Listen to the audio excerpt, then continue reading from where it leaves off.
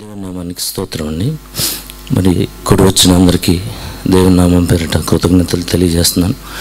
మరి అందరినీ ఆహ్వానించగా దేవుడి కృపను బట్టి మీరు మరి అల్పుణ్ణి నన్ను ప్రేమించి మరి ఆహ్వానాన్ని మన్నించి అందరూ మరి వచ్చినందుకు మరి మీకందరికీ కృతజ్ఞతలు తెలియజేయడానికి దేవుడు మరి సజీవుల లెక్కలో నన్ను నా కుటుంబాన్ని ఉంచినందుకు దేవుని నామానికి మొదటగా మహిమ చెల్లిస్తున్నానండి. దేవునికి మహిమ. అనేకమైన ఉపద్రవాల్లో నుంచి, అనేకమైన వ్యాధుల్లో నుంచి, మరి అనేకమైన ఆర్థిక పరిస్థితుల్లో నుంచి మరి నన్ను నా కుటుంబాన్ని ఈరోజు మరి సరైన స్థానంలో, సరైన సంఘంలో, మరి సరైన వాక్యంలో దేవుడు నిలబెట్టాడని నేను నమ్ముతున్నాను. అందునిమిత్తం దేవునికి మహిమ చెల్లిస్తున్నానండి. దేవునికి స్తోత్రాలు. మరి అల్పుణ్ణైన నన్ను మరి దేవుడు ఎన్నుకోవటం అనేది అది నా ధన్యత నేను నమ్ముతున్నాను. మరి లోకంలో ఉండగా మరి నాదంతా కూడా సిఎస్ఏ బ్యాక్గ్రౌండ్ అండి. మరి ఆ సంఘ శాఖల్లో ఉన్నాను నేను. మరి సరైన వాక్యం అంటే ఏంటో నాకు తెలియదు. మరి ఆ స్థితిలో ఉండగా దేవుడు మరి ఆయన ఉచితమైన కృపను బట్టి మరి దేవుడు నిజమైన వాక్యాన్ని, ఈ వర్తమానాన్ని తెలుసుకోవడం అవకాశాన్ని నాకు ఇచ్చాడు. అందుకొరకు దేవునికి స్తుతులు చెల్లిస్తున్నాను. నా జీవితంలో ప్రతి విషయంలో మరి దేవుడు చేసిన గొప్ప కార్యాలన్నింటిని బట్టి మరి మీ అందరి ఎదుటిగా మరి దేవుడిని మహింపరచాలని నేను అనుకుంటున్నాను. ఎందుకంటే మరి ఈ స్థితిలో నేను ఉండాలంటే అది కేవలం మరి దేవుడి కృప, దేవుని ఉచితమైనటువంటి కృప అని నేను నమ్ముతున్నానండి. మరి దేవుడి కృపను బట్టి మరి అల్పుణ్ణైనటువంటి మరి నా జీవితంలో మరి దేవుడు నాకు ఒక కుటుంబాన్ని, మరి సంతానాన్ని, ఇవి అందరికీ ఉంటాయి. మరి మ్యారేజ్ అందరికీ అవుద్ది, పిల్లలు అందరికీ ఉంటారు. నేను దాని గురించి అంటలేదు. మరి నేను దేని గురించి చెప్పాలనుకుంటున్నానంటే మరి మ్యారేజ్ విషయంలో అయితే నా ఉద్దేశం ఒకటి, నా ఆలోచనలన్నీ వేరేగా ఉన్నాయి. నేను వేరే వ్యక్తిని కూడా నేను ఇష్టపడ్డాను. అది ఎవరితో నేను పంచుకోలేదు. అయితే మరి నేను ఇష్టపడ్డ వ్యక్తి లోకంగా ఆమె చాలా సరైన స్థితిలోనే ఉంది. ఆమె ఒక లెక్చరర్. అయితే మరి నేను ఇష్టపడ్డప్పటికీ దేవుడు దాని నుంచి తప్పించుకుంటూ తీసుకొచ్చాడు. అదంతా నేను చెప్పలేను ఇప్పుడు. అయితే దేవుడు ఆ స్థితిలో నన్ను ఎందుకు తప్పించాడని నేను చాలా బాధపడ్డాను. ఎందుకంటే ఆమెను నేను చాలా ఇష్టపడ్డాను, ఆమె కూడా నన్ను ఇష్టపడింది బాగా. అయితే మరి ఆమెనే నేను మ్యారేజ్ చేసుకోవాలనుకున్నాను. అది నా ఆలోచన. మరి నేను లోకంలో ఉన్నాను, నాకు సరైన వాక్యం తెలియదు. మరి ఆ స్థితిలో దేవుడు మరి సడన్గా మరి దాని నుంచి తప్పించాడు. మరి ఎవరైతే నన్ను ఇష్టపడ్డారో వాళ్ళే మరి వద్దంటం జరిగింది సడన్గా. మరి అట్లా ఎందుకు జరిగిందో నాకు తెలియదు. దేవుడి కృపను బట్టి మరి ఆ సమయంలో నేను చాలా నలిగిపోయాను. ఎవరికి చెప్పాలో తెలియదు. మరి చాలా బాధ కలిగింది. ఎందుకు ఇలా జరిగిందని తెలియదు, నాకు అర్థం కాలేదు. అయితే ఆ సమయంలో మరి నేను ఈ సంఘంలో లేను, నేను బయట ఉన్నాను. మరి అప్పుడు జీసస్ కాల్స్కి ఫోన్ చేశాను. నాకు అర్థం కావట్లేదు నా జీవితం ఏంటో. మరి నేను ఒక అమ్మాయిని ఇష్టపడ్డాను ప్రభా, నేను ఎవరిని ఎప్పుడు చూడలేదు. లేడీస్ విషయంలో మరి నాకు వరసైన వాళ్ళు ఉన్నారండి మా చుట్టాల్లో. నేను ఎవరైనా వచ్చినా కూడా నేను పెద్దగా పట్టించుకునేవాడిని కాదు. మరి ఆ వ్యక్తి విషయంలో ఎందుకు నేను అలా మరి ఇష్టపడ్డాను నాకు కూడా తెలియదు. మరి ప్రభువా, నేను ఒకే ఒక వ్యక్తిని నేను ఇష్టపడ్డాను, ఎందుకు నాకు దూరం చేసావు అని నేను అడిగాను. జీసస్ కాల్స్కి నేను ఫోన్ చేశాను. ఎవరికి చెప్పాలో తెలియక వాళ్ళు నేను ఒకటి చెప్తే వాళ్ళు ఒకటి చెప్పారు. దేవుడు నేను ఒక మంచి పాత్రగా వాడుకుంటాడు అన్నారు. నేను అడిగిన దానికి సరైన ఆన్సర్ చెప్పలేదు. సరే మరి నాకు ఏం చేయాలో అర్థం కాని స్థితిలో నేను అలా నాకు వచ్చిన ప్రార్థన నేను చేసుకుంటా ఉన్నాను. మరి దేవుడి కృపను బట్టి మరి ఆ సమయంలో దేవుడు నడిపించిన దాన్ని బట్టి మరి పాస్టర్ గారు నాకు పరిచయం అవ్వడం జరిగింది. నా ఫ్రెండ్స్ ఉన్నారు. పాస్టర్ గారికి అప్పుడు ఆర్ట్స్ షాప్ ఉండేది, అక్కడికి వచ్చేవాళ్ళం. అక్కడికి రావడంతో అక్కడికి వచ్చి మాట్లాడేవాళ్ళం. పాస్టర్ గారు ఆర్ట్స్ గీస్తూ ఉండేవాళ్ళు, ఆ బ్యానర్స్ అవి చేస్తూ ఉండేవాళ్ళు. కాసేపు అలా కూర్చునేవాళ్ళం. అలా నాకు పరిచయం అయ్యారు. ఈ వాక్యం కూడా అక్కడే నాకు మరి పాస్టర్ గారు చెప్పడం జరిగింది. దేవుడి కృపను బట్టి మరి ఆ వాక్యం నేను వింటున్నాను, కానీ మరి అది సరైనది కాదని వాళ్ళతో ఉన్నంతసేపు ఉంటున్నాను. మరి మళ్ళీ వెళ్ళి మామూలుగా నేను సంఘ శాఖల్లో ఉన్న దానిలోనే ఉన్నాను. మరి దేవుడు ఒక సమయం వచ్చినప్పుడు మరి ఖచ్చితంగా నాకు ఒక బయలుబాట అనేది ఇచ్చి మరి ఈ వాక్యంలోకి దేవుడు నన్ను నడిపించాడండి. అందుకొరకు దేవుడికి మహిమ చెల్లిస్తున్నాను. మరి నా వివాహ విషయంలో మరి నా ఆలోచనలన్నీ దేవుడు పక్కన పెట్టి మరి ఈ స్థలంలోకి వచ్చిన తర్వాత మరి సేవకురాలు మరి సంఘం వీళ్ళంతా సేవకులంతా మరి కలిసి ప్రార్థన చేసిన తర్వాత దేవుడి చిత్త ప్రకారమే మరి నా లైఫ్లో ఇంకెవరిని నేను ఇష్టపడనని నేను దేవుడి దగ్గర ఒక తీర్మానం చేసుకున్నాను. ప్రభువా, మరి ఆమెను దూరం చేశావు, మరి నా లైఫ్లో ఎప్పుడు ఆమె నాకు కనపడకూడదు, నేను మరి మర్చిపోలేకపోయాను కొన్ని రోజులు అయితే మరి అని నేను ప్రేయర్ చేశాను. మరి దేవుడి కృపను బట్టి ఇప్పటి వరకు మరి మరి ఆలోచన లేకుండా దేవుడు మరి నిలబెడుతూ వచ్చాడండి. మరి నా వివాహ విషయంలో మరి నేనైతే మా సేవకురాలు చెప్పినప్పుడు పలానా మరి దర్శనంలో నుంచి మాట్లాడినప్పుడు మరి పలానా వ్యక్తి అని నాకు చెప్పినప్పుడు నేనైతే మొదట ఇష్టపడలేదు. నా ఆలోచనలన్నీ ఒక రకంగా ఉన్న ఈమా అని నేను అనుకున్నాను.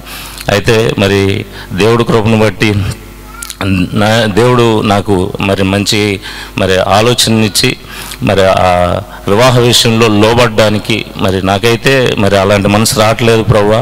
మరి ఆమెను చూసిన దగ్గర నుంచి నేను అనుకున్నట్లేదు, ఆమె వేరేగా ఉంది అని నేను అనుకున్నాను. అయితే దేవుడి కృపను బట్టి మరి దేవుడు నాకు ఆ హృదయాన్ని ఇచ్చిన తర్వాత మరి ఆ వివాహం జరగడం జరిగిందండి. మరి మీకు అందరికీ తెలుసు. తర్వాత మరి ఈ స్థలంలో దేవుడు అల్పుడైన నన్ను మరి ఒక పాత్రగా మరి అది ఎలాంటి పనైనా కావచ్చు దేవుడి కృపను బట్టి మరి ఈ స్థలంలో నన్ను దేవుడు మరి ఈ వర్తమానంలో దేవుడు స్థిరపరిచాడు. దేవుడు మరి పిలిచిన దగ్గర నుంచి ఇప్పటి వరకు మరి అనేక విషయాల్లో మరి మాకు ఆర్థికంగా మరి కొన్నిసార్లు చాలా ఇబ్బంది పడ్డాం. మరి నా మ్యారేజ్ అయిన తర్వాత నాకు సరైన ఉద్యోగం లేదు. అప్పుడు స్టార్టింగ్లో మరి ఫైనాన్షియల్గా మేము చాలా ఇబ్బంది పడ్డాం. మరి దేవుడి కృపను బట్టి మరి ముందు నేను మార్కెటింగ్లో చేశాను. ఆ సమయంలో చాలా టెన్షన్ పడేవాడిని. మరి గత శుక్రవారం కూడా నేను సంఘంలో చెప్పాను. మరి చాలా టెన్షన్ పడేవాడిని. టార్గెట్స్ అయ్యాయి కాదు, వాళ్ళు ఇచ్చిన మరి ఆ టార్గెట్స్ అవ్వకపోతే మరి దాన్ని ఆ ఇన్సెంటివ్ కూడా రాదు నాకు. మరి కుటుంబ పోషణ ఎలాగా అని చెప్పి నేను చాలా మరి టెన్షన్ పడేవాడిని మరి ఆ జాబ్లో ఉన్నప్పుడు. మరి దేవుడు దానిలోంచి మెల్లగా దేవుడు పక్కకు తీసుకుని వచ్చి నేను ఆ సమయంలో అడిగాను, ప్రభువా మరి నాకు ఇలా తిరగటం నాకు చాలా ఇబ్బందికరంగా ఉంది, నాకు ఫైనాన్షియల్గా కూడా మరి నాకు సరిగ్గా లేదు నా పరిస్థితి అని నేను దేవుడిని అడిగి, నేను చేయడం కాదండి మరి నా వెనకాల మరి సంఘం అంతా ప్రార్థన చేశారు. మరి ముఖ్యంగా సేవకుల గురించి నేను వాళ్ళకి చాలా కృతజ్ఞతలు తెలియజేస్తున్నాను. మరి ఆ పరిస్థితిలో ఉన్నప్పుడు చాలా సపోర్టివ్గా ఉన్నారు. మరి ఆత్మీయంగా వాళ్ళు బలపరిచారు. అప్పటికప్పుడు మరి వాళ్ళ ధైర్యం చెప్పేవాళ్ళు మా కోసం ప్రార్థన చేశారు. మరి ఆ ప్రార్థన లేకపోతే ఈరోజు మరి ఆర్థికంగా కానీ ఆత్మీయంగా కానీ మరి ఈ స్థితిలో నేను ఉండేవాడిని కాదు. ఖచ్చితంగా మరి ఆ ప్రార్థన నాకు ఒక బ్యాక్ బోన్ లాగా పనిచేసింది. మరి దానికోసం సేవకులకి చాలా కృతజ్ఞతలు నేను తెలియజేస్తున్నాను. ఎందుకంటే ఒక సరైన డైరెక్షన్ ఇచ్చే సంఘంలో దేవుడు నన్ను ఉంచినందుకు. అది వరకు మరి ఆ సిఎస్ఐలో నేను ఉన్నప్పుడు మరి ఏదైనా సమస్య వస్తే ఎవరికి చెప్పాలో తెలిసేది కాదు. మరి ఈ సంఘంలోకి దేవుడు తీసుకొచ్చిన తర్వాత మరి ఏదైనా అది చిన్న సమస్య అయినా అది పెద్దదైనా మరి ఏదైనా సరే మరి సేవకులు దాన్ని మరి దేవుడి పాదాల దగ్గర పెట్టడం, దాని నుంచి మంచి రిజల్ట్స్ నేను చూశాను నా లైఫ్లో, నేను పొందాను కూడా. మరి దాన్ని బట్టి దేవునికి కృతజ్ఞతలు. అది ఆర్థికంగా ఆత్మీయంగా మరి ఆరోగ్య విషయంలో పిల్లలకి మరి చిన్నప్పుడు జఫ్నా విషయంలో అయితే మరి తను చనిపోయే పరిస్థితి, అసలు కళ్ళు అలా తేలేసి ఉంటే అలా చేతులతో తీసుకెళ్ళి పాస్టర్ గారి చేతుల్లో పెట్టి పాస్టర్ గారండి అని నేను ఏడ్చేశాను. మరి దేవుడు కృపను బట్టి మరి పాస్టర్ గారు చిన్న ప్రార్థన చేశారు. అప్పటికే అసలు ఇదంతా లిప్స్ అంతా బ్లాక్ కలర్లో వచ్చేసింది. తను అయిపోయాడు అనుకున్నాను జఫన్యా. మరి దేవుడు కృపను బట్టి మరి మరలా దేవుడు మరి సజీవ లెక్కలో పిల్లల్ని అట్లాగా ఉంచినందుకు మరి జాస్పర్ విషయంలో కూడా మరి ఆరోగ్య విషయాల్లో దేవుడు తోడై ఉన్నాడండి. మరి అలాగే ఆర్థికంగా దేవుడు తోడై ఉన్నాడు. మరి ఈ రోజున మరి ఏ విధమైన రుణం లేకుండా ఉండడానికి ఒకప్పుడు మరి గత దినాల్లో మరి కొన్ని రుణాలతో నేను ఇబ్బంది పడ్డాను. మరి దేవుడు కృపను బట్టి అవి తీర్చడానికి దేవుడు సహాయం చేశారు. మరి అలాగే నా శాలరీ విషయంలో కూడా ఇప్పుడున్న జాబ్లో మరి దేవుడు క్రమక్రమంగా ఆ శాలరీ పెరగడానికి మరి ఆర్థికంగా స్థిరంగా ఉండడానికి మరి ఆత్మీయంగా కూడా మరి దేవుడు గత సంవత్సరాల్లో మరి నాలో ఎన్నో లోపాలు ఉన్నాయి. నేను దాన్ని చెప్పాలి ఖచ్చితంగా. మరి వాక్యం మరి బలిపీఠం దగ్గర నుంచి విన్నప్పుడు మరి సరిగ్గా నేను లోబడలేదు. ఒకవేళ మరి దేవుడి చిత్త ప్రకారంగా కనుక నేను వెళ్ళుంటే ఇంకా ఆత్మీయంగా మరి ఎక్కువ ఉన్నతమైన స్థితిలోనే ఉండేవాడిని. మరి ఆర్థికంగా కూడా మరి దేవుడు చేసే కార్యాల్లో మధ్యలో నా చేయి పెట్టడం వల్ల కొన్నిసార్లు మరి నేను నా జీవితం వెనక్కి వెళ్ళిపోయింది. దాన్ని బట్టి మరలా దేవుడి దగ్గర నేను అడగటం జరుగుతుంది. మరి దేవుడు కృపను బట్టి మళ్ళా సరైన స్థానంలో దేవుడు మరి నిలబెడుతూ వచ్చాడండి ఇప్పటి వరకు. దాన్ని బట్టి దేవునికి మహిమ. ముఖ్యంగా మరి సేవకుల విషయంలో కూడా నేను ఎంతో కృతజ్ఞతలు తెలియజేస్తున్నాను. మరి ప్రతి విషయంలో, ఆరోగ్య విషయంలో మరి కొన్నిసార్లు రాత్రి సమయాల్లో గత దినాల్లో నేను చాలా ఇబ్బంది పడేవాడిని ఆరోగ్య విషయంలో. మరి ఆ సమయంలో ఒకవేళ హాస్పిటల్కి వెళ్తే పరిష్కారం మరి అవ్వదు నాకు తెలుసు. ఎందుకంటే నా కళ్ళారా నేను ఒక చిన్న బాబుని నేను తీసుకెళ్ళాను ఒకసారి హాస్పిటల్కి. ఎన్ని హాస్పిటల్లో తిప్పాము, అతనికి చావు బతుకులో ఉన్నాడు, నా చేతుల్లోనే ఉన్నాడు ఆ బాబు. మరి ఎన్ని హాస్పిటల్ తిప్పినా వాళ్ళ ఫార్మాలిటీస్ ప్రకారం వెళ్తున్నారు, కానీ అతనికి బాగాలేదు, ముందు ట్రీట్మెంట్ చేయాలనే ఉద్దేశంతో ఎవరు కనపడలేదు.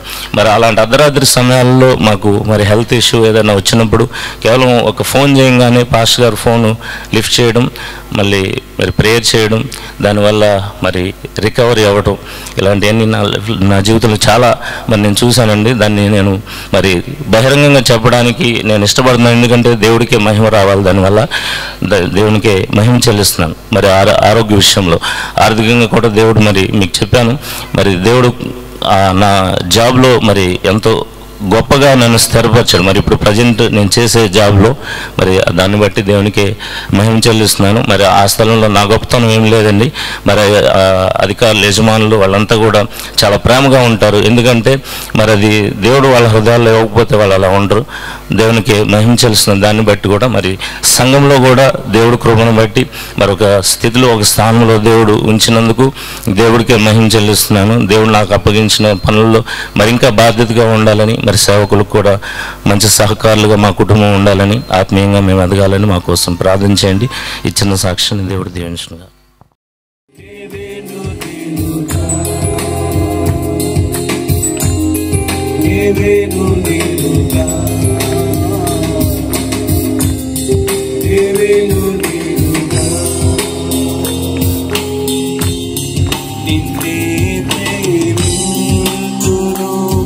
అందరం చెప్దామా? నిన్నే ప్రేమింతును యేసు, నిన్నే ప్రేమింతును, నిన్నే ప్రేమింతును యేసు, నీవేను దినుగా నీ సన్నిధిలో మోకరించి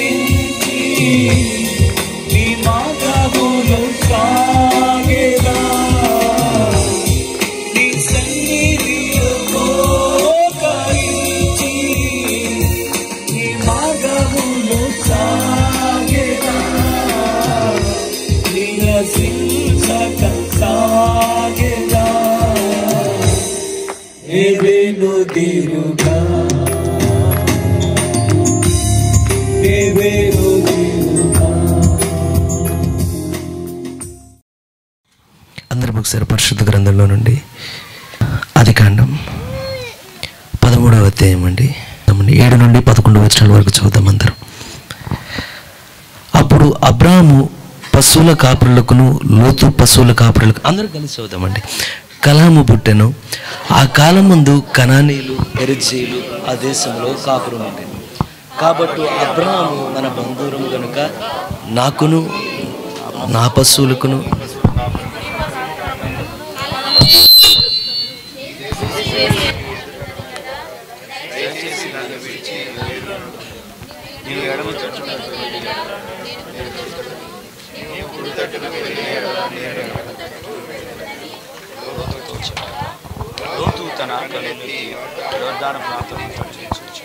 యెహోవా సొదొమ గొమొర్రాల అను పట్టణములను నాశనము చేయకమునుపు సోయరుకు వచ్చే వరకు అదంతయు యెహోవా తోట వలను ఐగుప్తు దేశము వలను నీళ్లు పారు దేశమై ఉండెను.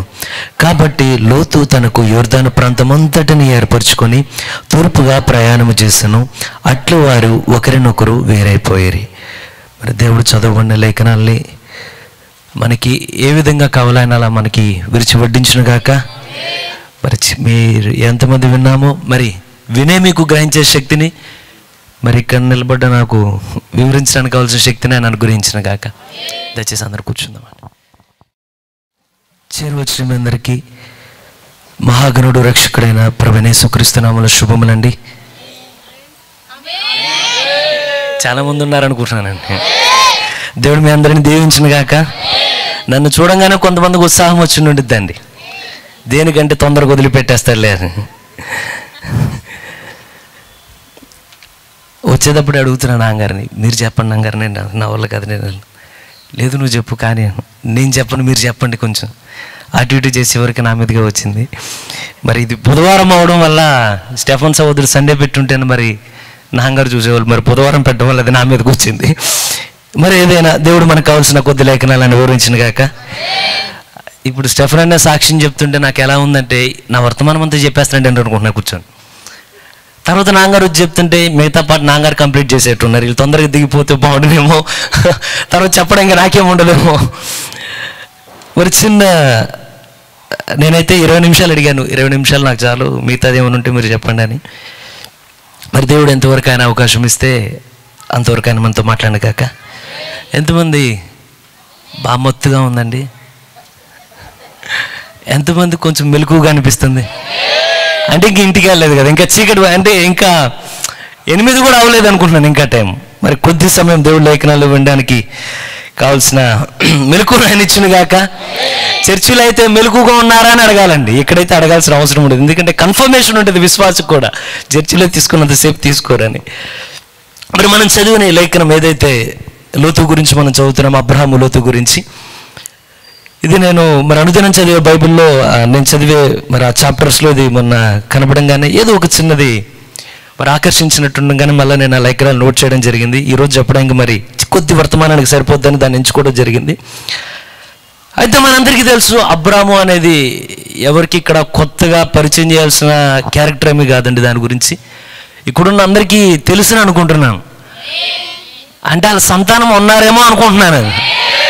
అంటే అబ్రాహాం యొక్క సంతానం ఎవరైనా ఇక్కడ ఉన్నారేమో, ఆ రాజ సంతానం అన్న ఉద్దేశంతో అడిగాను, తెలుసా. అయితే ఎప్పుడైతే దేవుడు అబ్రాహామును పిలిచాడో, ఉన్న ప్రాంతంలో చాలా మంది ఉండవచ్చు, కానీ దేవుడు చాలా మందిని పిలిచాడని లేదు. ఆ అధ్యాయంలో లేఖనాల్లో ఒకే ఒక్కడిని పిలిచాడు ఆయన. ఎవరినంటే అందరు కలిసి చెబుతూ బాగున్నాం. అబ్రాహామును పిలిచాడా? ఈరోజు ప్రపంచంలో ఎంతమంది జనాలు ఉన్నారండి, కానీ దేవుడు కొద్దిమందిని ఏర్పాటు చేసుకున్నాడు కదా. I am one of them. ఆయన ఏర్పరచుకున్న వల్ల నేను ఒకటిగా ఉండడం అనేది అది చాలా సంతోషించే విషయం అండి. అయితే మరి అబ్రాహాం ఒక్కనే పిలిచాడా అంటే శారాను పిలవలేదా? అబ్రాహాంను పిలిస్తే శారాను కూడా పిలిచినట్టు, ఇద్దరు ఒకటే భాగం. అయితే ఎప్పుడైతే దేవుడు అబ్రాహామును పిలిచాడో ఆయన చాలా క్లియర్గా చెప్పాడు పిలిచినప్పుడు. ఏమనంటే, అబ్రాహాము నీ దేశం నుండి నువ్వు సపరేట్ అయిపోవాలి, నీ బంధువుల నుండి నువ్వు సపరేట్ అయిపోవాలి. 3 భాగాలుగా చెప్పుకుంటూ వస్తాడు. నువ్వు నీ తండ్రి ఇంటి నుండి, నీ దేశం నుండి, బంధువుల యొద్ద నుండి, తండ్రి ఇంటి నుండి, 3 నుండి వేరు చేసుకుని నువ్వు బయటికి రా అని చెప్తాడు దేవుడు. చెప్పినప్పుడు అబ్రాహాం చాలా జాగ్రత్తగా విన్నట్టే ఉంటుంది మనకు ఆ లేఖనం చదివితే. నిజంగా అదే చేశాడేమో అనుకుంటాం. కానీ ఎప్పుడైతే అబ్రాహాము నడుచుకుంటూ, అంటే ఇక ఆ దేశాన్ని విడిచి కొంచెం ముందద్దాలు కూడా మీరు గమనిస్తూ ఉంటుంది. అబ్రాహాం ఒక్కడే రావట్లేదు, కానీ అబ్రాహాముతో పాటు ఇంకో 2 కూడా బయలుదేరారు అక్కడ. ఒకటి, అబ్రాహాముతో ముందుగా తన తండ్రి ఉన్నాడు అక్కడ, తెరహు. ప్రవక్త ఏమంటాడంటే, ఒక బుక్కవాని తైలంలో చచ్చినీయబడితే ఎలా ఉంటుందో వాళ్ళ తండ్రి అటువంటి వాడంట. ఎప్పుడైతే దేవుడు అబ్రాహాముతో పాటు తెరహు కూడా ఉన్నాడు ఆ స్థలంలో, దేవుడికి ఒక ప్రణాళిక ఉన్నది అబ్రాహాం పట్ల. అబ్రాహామును దీవించాలని ఆయన కోరుతున్నాడు ఆయన. అయితే దేవుడు అన్నాడైనా మిమ్మల్ని కూడా దీవించాలని కోరుతాడు, అంటే దీవించాలని కోరాడు కనుక ఇక్కడ మిమ్మల్ని నడిపించాడు. ఎప్పుడైతే మిమ్మల్ని దీవించాలని ఆయన కోరుతాడో, మీరున్న స్థానంలో ఆయన మిమ్మల్ని దీవించలేడండి. ఏదో స్థలంలో ఉండి మీరు వేరవ్వాల్సి ఉంటుంది. ఒక సపరేషన్ అనేది అవసరం. ఎప్పుడైతే అబ్రాహాముని సపరేట్ చేయాలనుకున్నప్పుడు ఈ తెరహు కూడా వెనుక వచ్చాడో, దేవుడు నిదానంగా ఏం చేశాడంటే తెరహును అసలు తెరమద లేకుండా దేవుడు తీసేశాడు తన ఆయుష్కాలం అయిపోయిన తర్వాత. ఇప్పుడు అబ్రాహాము లేఖనం చాలా క్లియర్గా ఉంటుంది. దేవుడు పిలిచినప్పుడు అబ్రాహాము యెహోవా దేవుడు చెప్పిన ప్రకారముగా తన దేశాన్ని విడిచి బయటకు వెళ్తుంటే, లోతు అబ్రాహాముతో కూడా వెళ్ళును అని ఉంటుంది. దాని రెండింటికి చాలా డిఫరెన్స్ ఉన్నది. అబ్రాహాము లోతుతో కూడా వెళ్ళును కాదు అక్కడ. అబ్రాహాం అయితే దేవుడు చెప్పిన మాట ప్రకారం వెళుతున్నాడు, కానీ లోతు అయితే అబ్రాహాముతో కూడా ఇతని దేవుడు పిలవలేదు అక్కడ. ఎప్పుడైతే అబ్రహాం నడుచుకుంటూ ఎప్పుడైతే ఆ దేశంలో విడిచిపెట్టి వెళ్తా ఉన్నాడో, కానీ దేవుడు ఇంకా చూస్తున్నాడు, అబ్రాహాము తెరవు వెళ్ళిపోయినా నీ లైఫ్లో నుండి ఇంకా నేను దీవించాలంటే ఇంకా కొంత నీలో సపరేట్ అవ్వాల్సింది ఏదో ఇంకో కార్యం ఉన్నది. కొన్నిసార్లు ప్రవక్త వాడే పదాలు కొంత వింతగా ఉంటాయండి. ఎప్పుడైతే అబ్రహాము లోతు ఇద్దరు కలిసి వస్తుంటే దేవుడు చూసే లోతును చూసి అనుకుంటాడు, లోతు కూడా ఉంటే సరికాదు అని. లోతు ఎలాంటి వాడంటే హెయిర్ ఇన్ ద బిస్కెట్ అంట, బిస్కెట్లో ఎంట్రుకలు అంటాడు అంట. నేను ఎప్పుడు ఇట్లా ఏం లేదండి, బిస్కెట్లో ఎంట్రుకలు అంటాడు అంట లోతు. బిస్కెట్లో ఎంట్రుకలు అంటాడు ఏంటంటే, బిస్కెట్ తినడానికి బాగుంటుందా బాగోదండి? అది తినరా ఏంటండి? తినేదే కాదు అది. ఒకవేళ మీరు అక్కడ దాకా ఎందుకంటే మీరు ఆహారం తింటున్నారు మీ ఇంట్లో, తినేటప్పుడు ఏదైనా ఇంటికి ఇలా బయటకు వచ్చింది, ఎరా అర్రే మనకి అన్ని తెల్లగా వచ్చేస్తే ఈ నల్లింటికి మనది లేదని. మరి నీదా అమ్మా ఇంట్లో దోమంటే, హైట్ చూడండి డాడీ, నా హైట్లా లేదు అది అంటే దాన్ని ఎవరు ఇష్టపడే కార్యం కాదు అది. ఇప్పుడు లోతు నా ప్రవక్తలు ఏంటంటే ఒక బిస్కెట్ల హెయిర్లు అంటాడంట లోతు. ఇన్ని ఆశీర్వాదాలు కూడా దేవుడు దీవించాలంటే లోతును కూడా సపరేట్ చేయాలని కోరుతున్నాడంట. కారణం ఏంటంటే లోతులో కొంచెం సనిగే గుణం ఉన్నదంట, అతనిలో దేవునికి సంపూర్ణంగా విధేయుడయ్యే హృదయం లేదట. నువ్వు అబ్రహాముతో నడవాలనుగా నువ్వు కోరితే నువ్వు అబ్రహాములాగా నడిచే వ్యక్తివై ఉండాలి. ఏమేన్? నువ్వు దావీదుతో ఉండాలంటే దావీదులాగా యోధుడు అయి ఉండాలి నువ్వు అక్కడ. ఏమేన్? ఒకవేళ నువ్వు యోనాతానుతో నిలబడాలంటే యోనాతాను పక్కన నిలబడేవాడు కూడా ధైర్యం ఉండాలండి. యోనాతాను ఎలాంటి వాడంటే, తండ్రి అందరూ సైన్యమంతా ఒక దగ్గర ఉన్నా దేవుడు కొద్ది మంది చేత అయినా ఎక్కువ మంది చేత ఆయన రక్షణ ఇవ్వగలిగిన దేవుడు అని శత్రువుల మధ్యానికి ఒక్కడే బయలుదేరడానికి వెళ్తాడు. పక్కనున్న అడుగుతాడు, నువ్వు వస్తావా? అయ్యా నీ హృదయం అంతటి చొప్పున చేయి, నీ హృదయంలో ఎటువంటి అభిషేకం ఉన్నదో నా హృదయం కూడా అదే అభిషేకం ఉన్నది, రెండు ప్యారలల్గా ఉన్నాయి. కనుక నువ్వు యేసుతో నడవాలంటే ఎలా నడిచే వ్యక్తివై ఉండాలి. నువ్వు యేసులాగా నడిచే వ్యక్తివి అయితేనే నువ్వు యేసుతో పాటు నడవగలుగుతావు అని. ఒకవేళ నీ నడకలు ఏమన్నా తేడా ఉంటే బిస్కెట్ల హెయిర్ లాగా దేవుడు తీసి పక్కన పెట్టాల్సి వస్తుంది. ఇక్కడ నేను నమ్ముతున్నా, ఇక్కడ బిస్కెట్ల హెయిర్ లాగా అట్లే మనము అలా నిర్ణయంతో రాలేదు, కానీ మనం ఏది ప్రారంభించామో అది ముగించాలని మనం కోరుతున్నాం. అబ్రాహాము ఎవరంటే విశ్వాసమునకు, అంతేనా, అనేక జనములకు రాజసంతానము. ఏమే? ఒక యోధుడు. ఊరికో సుదర్శు అబ్రాహాము యోధుడేంటి, వాళ్ళ భార్య తిడితేనే ఏమి చేయలేడు. కానీ ఎప్పుడైతే లోతుని శత్రువులు తీసుకువెళ్ళిపోయారో 318 మంది 19తో తిరిగి వెళ్ళిన తర్వాత రాజులను సంహారం చేసి తిరిగి వస్తుంటే మెల్కీసెదెకుగా ప్రభువైన యేసుక్రీస్తు థియోఫనీ అనే వాడుతో అక్కడికి వచ్చాడు. ఏమేన్? అతనే ఒక ఆశీర్వాదం. అసలు అదెంత గొప్ప విషయం అంటే, నిన్ను ఆశీర్వదిస్తా కాదు, నిన్ను ఆశీర్వదించిన నేను ఆశీర్వదిస్తా, నిన్ను దూషిస్తే నేనే వాడిని శపిస్తా, నువ్వే ఒక ఆశీర్వాదం కింద మారిపోవాలి. ఈరోజు ఆ ధన్యత ఎవరికి ఉందంటే వధువుకు దేవుడు ఆ ధన్యతనిచ్చాడండి. ఏమేన్? అయితే ఇవన్నీ ఉన్నాయి, కానీ ఇప్పుడు దేవుడు దీవించాలి ఏమనుకుంటే లోతును సపరేట్ చేయాలని. అయితే ఎప్పుడైతే వీళ్ళిద్దరు ప్రయాణం సాగుతూ ఉన్నదో నిదానంగా ఒక చిన్న కలహం బయలుదేరింది వాళ్ళ మధ్యలో బయలుదేరిన ఒక చిన్న కలహానికి ఏమైనదంటే ఆ కాపురులకి ఈ కాపురులకి మధ్యలో గొడవ జరిగింది. ఇద్దరు ఎదురు బదురు ఉన్నారు. తర్వాత ఈ బయటంతా కాపురుల మధ్యలో గొడవ అంతా పెద్దదైపోతుంది. నిదానంగా అబ్రహాము లోతు దగ్గరకు వచ్చి, అయ్యా అక్కడేముంటుందండి, కనానీలు పెరిజ్జులు ఆ కాలంలో నివసించుతూ ఉండరు అని ఉంటుంది. వీరందరి ముందు ఇప్పుడు మనం అవమానం అవడం కాదు, ఇట్లా కాదు, కానీ మనం గొడవలు పడడం కాదు, కానీ ఒక నిర్ణయానికి వద్దాం. నువ్వు నేను బంధువుణ్ణి, నీకు నా గొడవలు ఉండకూడదు, కనుక మన ఇద్దరం క్లియర్ అయిపోతాం. మన ఇద్దరి మధ్యలో గొడవలు ఉండకూడదు, కనుక ఈ స్థలమంతటిని చూడు. నువ్వు ఒకవేళ రైట్ సైడ్ వెళ్ళావనుకో, నీకు నా గొడవ ఉండకుండా నేను కూడా కామ్గా నేను లెఫ్ట్ సైడ్ వెళ్ళిపోతాను. ఒకవేళ నువ్వు లెఫ్ట్ సైడ్ వెళ్ళావనుకో, నేను రైట్ సైడ్ వెళ్ళిపోతాను. చెప్పాలంటే ధైర్యం ఉండాలండి. నువ్వు ఫస్ట్ డెసిషన్ తీసుకో, మిగతాది నేను తీసుకుంటా అంటున్నాడు. అక్కడ ఏది తీసుకుంటాడు ఇతనికి ఎలా తెలుస్తుంది?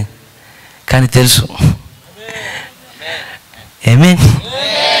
నువ్వు ఒకవేళ ఏ డెసిషన్ తీసుకుంటావు ముందే అర్థమైపోతుందండి.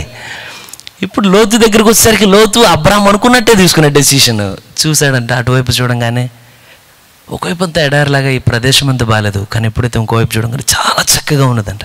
అసలు ఏదైనా తోటే మళ్ళీ అక్కడ కనబడుతున్నట్టు ఉన్నదండి.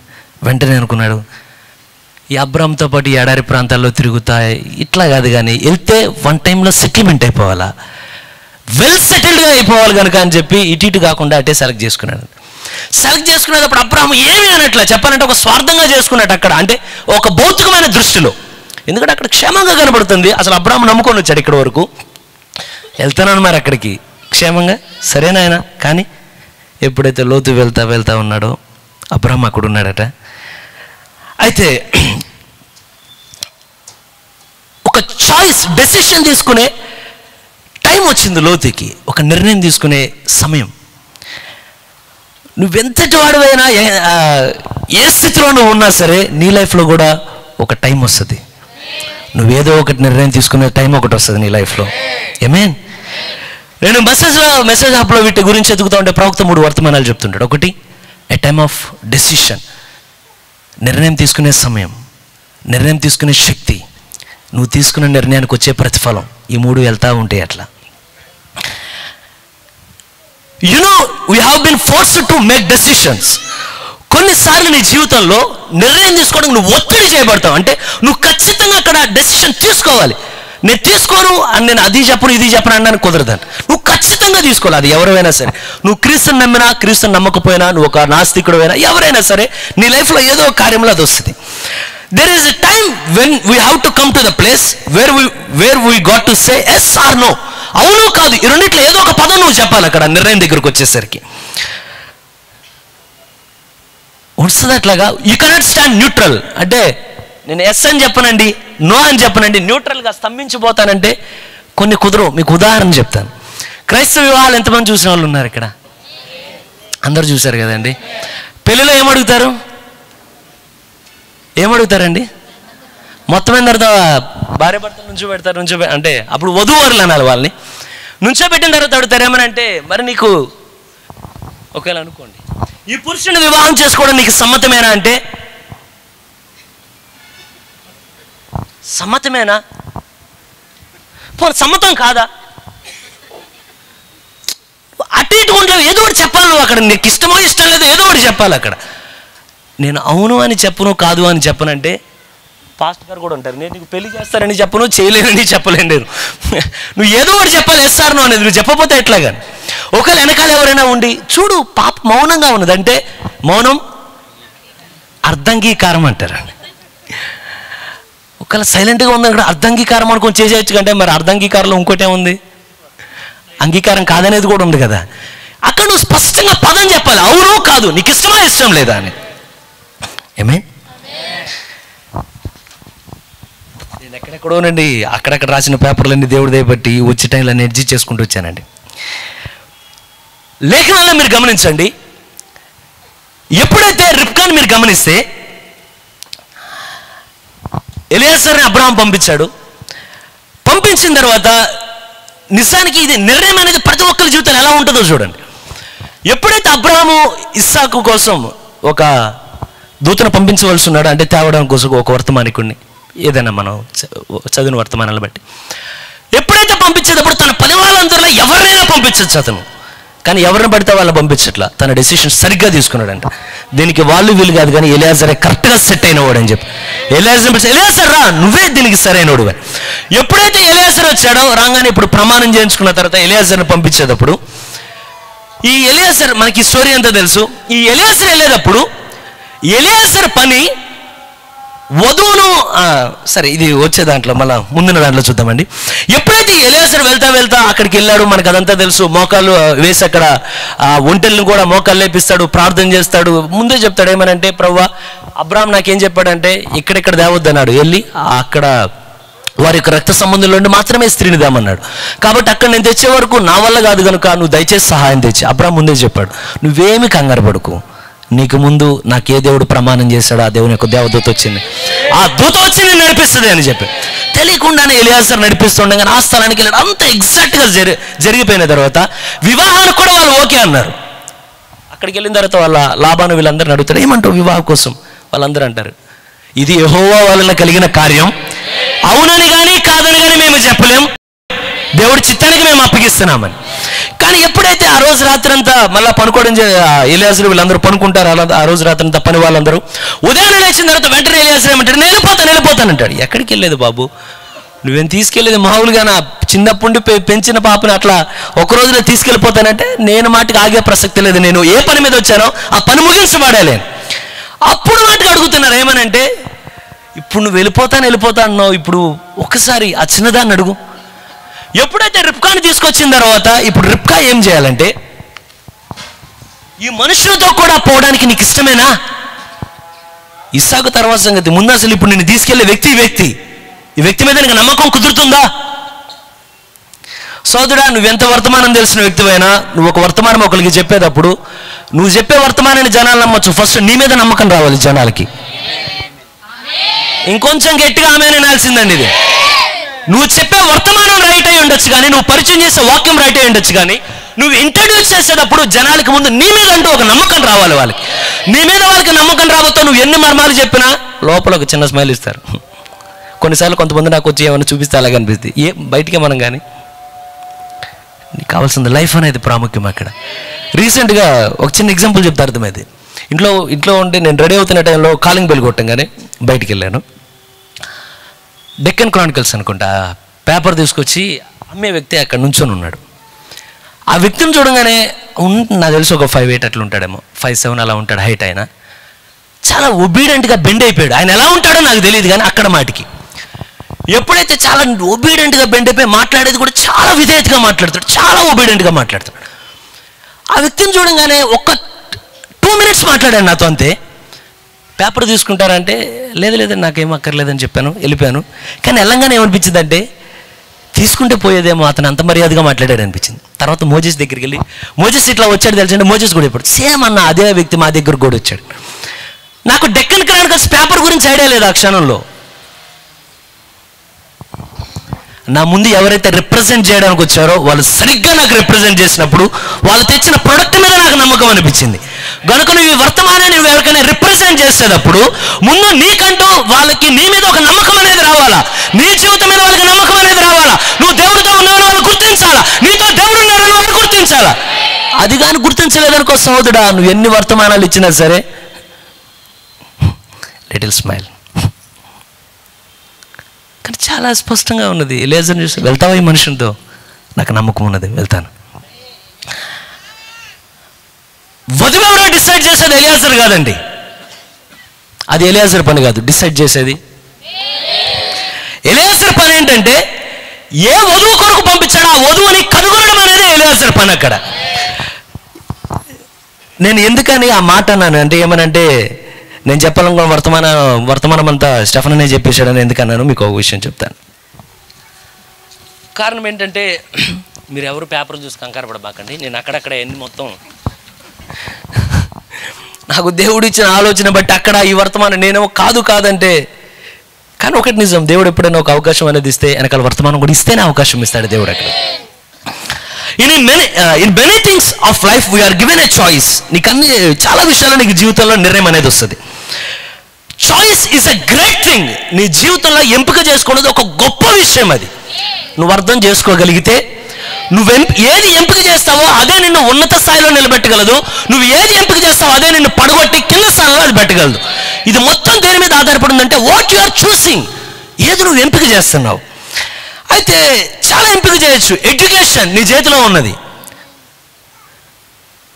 నేను చదువుకోవాలి అంటే నువ్వు చదువుకోవచ్చు. నేను చదువుకోను మెకానిక్ షెడ్కి పోతానంటే నువ్వు వెళ్ళచ్చు. ఏదైనా నీ చేతిలో ఉంది. రెండవది నీ కండక్ట్, అంటే నువ్వు ఇతరులతో మాట్లాడే విధానం, నీ వస్త్రధారణ, అది కూడా నీ ఇష్టమే. దేవుడు నీకే వదిలిపెట్టాడంటే దాన్ని నీ ఇష్టం, ఎలా చేస్తే అలా చేయాలి. అయితే మూడవదిగా లైఫ్స్ కంపానియన్, నీ జీవిత భాగస్వామి, అది కూడా దేవుడు నీకే వదిలిపెట్టాడంట దాన్ని. నాకు బాగా నచ్చిన విషయం ఏంటంటే, దేవుడు ఆ ఎంపిక మీకు వదిలిపెట్టాల్సిన అవసరం లేదండి. దేవుడే ఎంపిక చేసి ఇదే నీకని చెప్పచ్చు ఆయన, కానీ ఆయన చెప్పడు దాన్ని. చాయిస్ కూడా లేకుండా ఉంటుందా? మరి ఆదాముకు దేవుడు ఎక్కడైనా చాయిస్ ఇచ్చాడండి? వెళ్ళి ఏ స్త్రీని ఎత్తుకో ఆదామని చెప్పాడా? లేదు. నేను ఏ స్త్రీని పెడితే నీకు ఆ స్త్రీని అని చెప్పాడు. అక్కడ నో చాయిస్. కానీ ఈ రోజున ఇక్కడున్న ప్రతి ఒక్కరికి దేవుడు ఒక చాయిస్ ఇచ్చాడు. నువ్వేం ఎంపిక చేస్తావో చేసుకోవాలి. దేవుడు ఎంపిక చేసే సామర్థ్యం ఉన్నా దేవుడు ఎంపిక చేయడంట దాన్ని. దేవుడు మీ జీవితంలో నిర్ణయం తీసుకునే శక్తి అనుకున్నా నిర్ణయం తీసుకోడంట. కానీ దూరంగా నుంచొని ఏమంటాడంటే, నువ్వు తీసుకో డెసిషన్, నువ్వు సెలెక్ట్ చేసుకో ఏం కావాలని కోరుకున్నావు, ఏది కావాలి నువ్వు కోరుకో, నీ మీద ఆధారపడుతుంది. నువ్వేం సెలెక్ట్ చేసుకుంటావు సెలెక్ట్ చేసుకో. నువ్వు ఏది సెలెక్ట్ చేసుకున్నా సరే అని నన్ను బలవంతం పెట్టుడు, నీ ఇష్టం. నీకు ఆ స్వేచ్ఛని ఇచ్చాడు ఆయన, నీకు నీ ఇష్టం ఏదైనా ఎంపిక చేస్తావు నువ్వు అని. ఇవ్వలేదండి మీ ఎవరికి? ఇచ్చాడని నేను నమ్ముతున్నానండి. అయితే నేను ఇది ప్రవక్త చెప్పింది ఒక చిన్న కోట్ చదువుతానండి.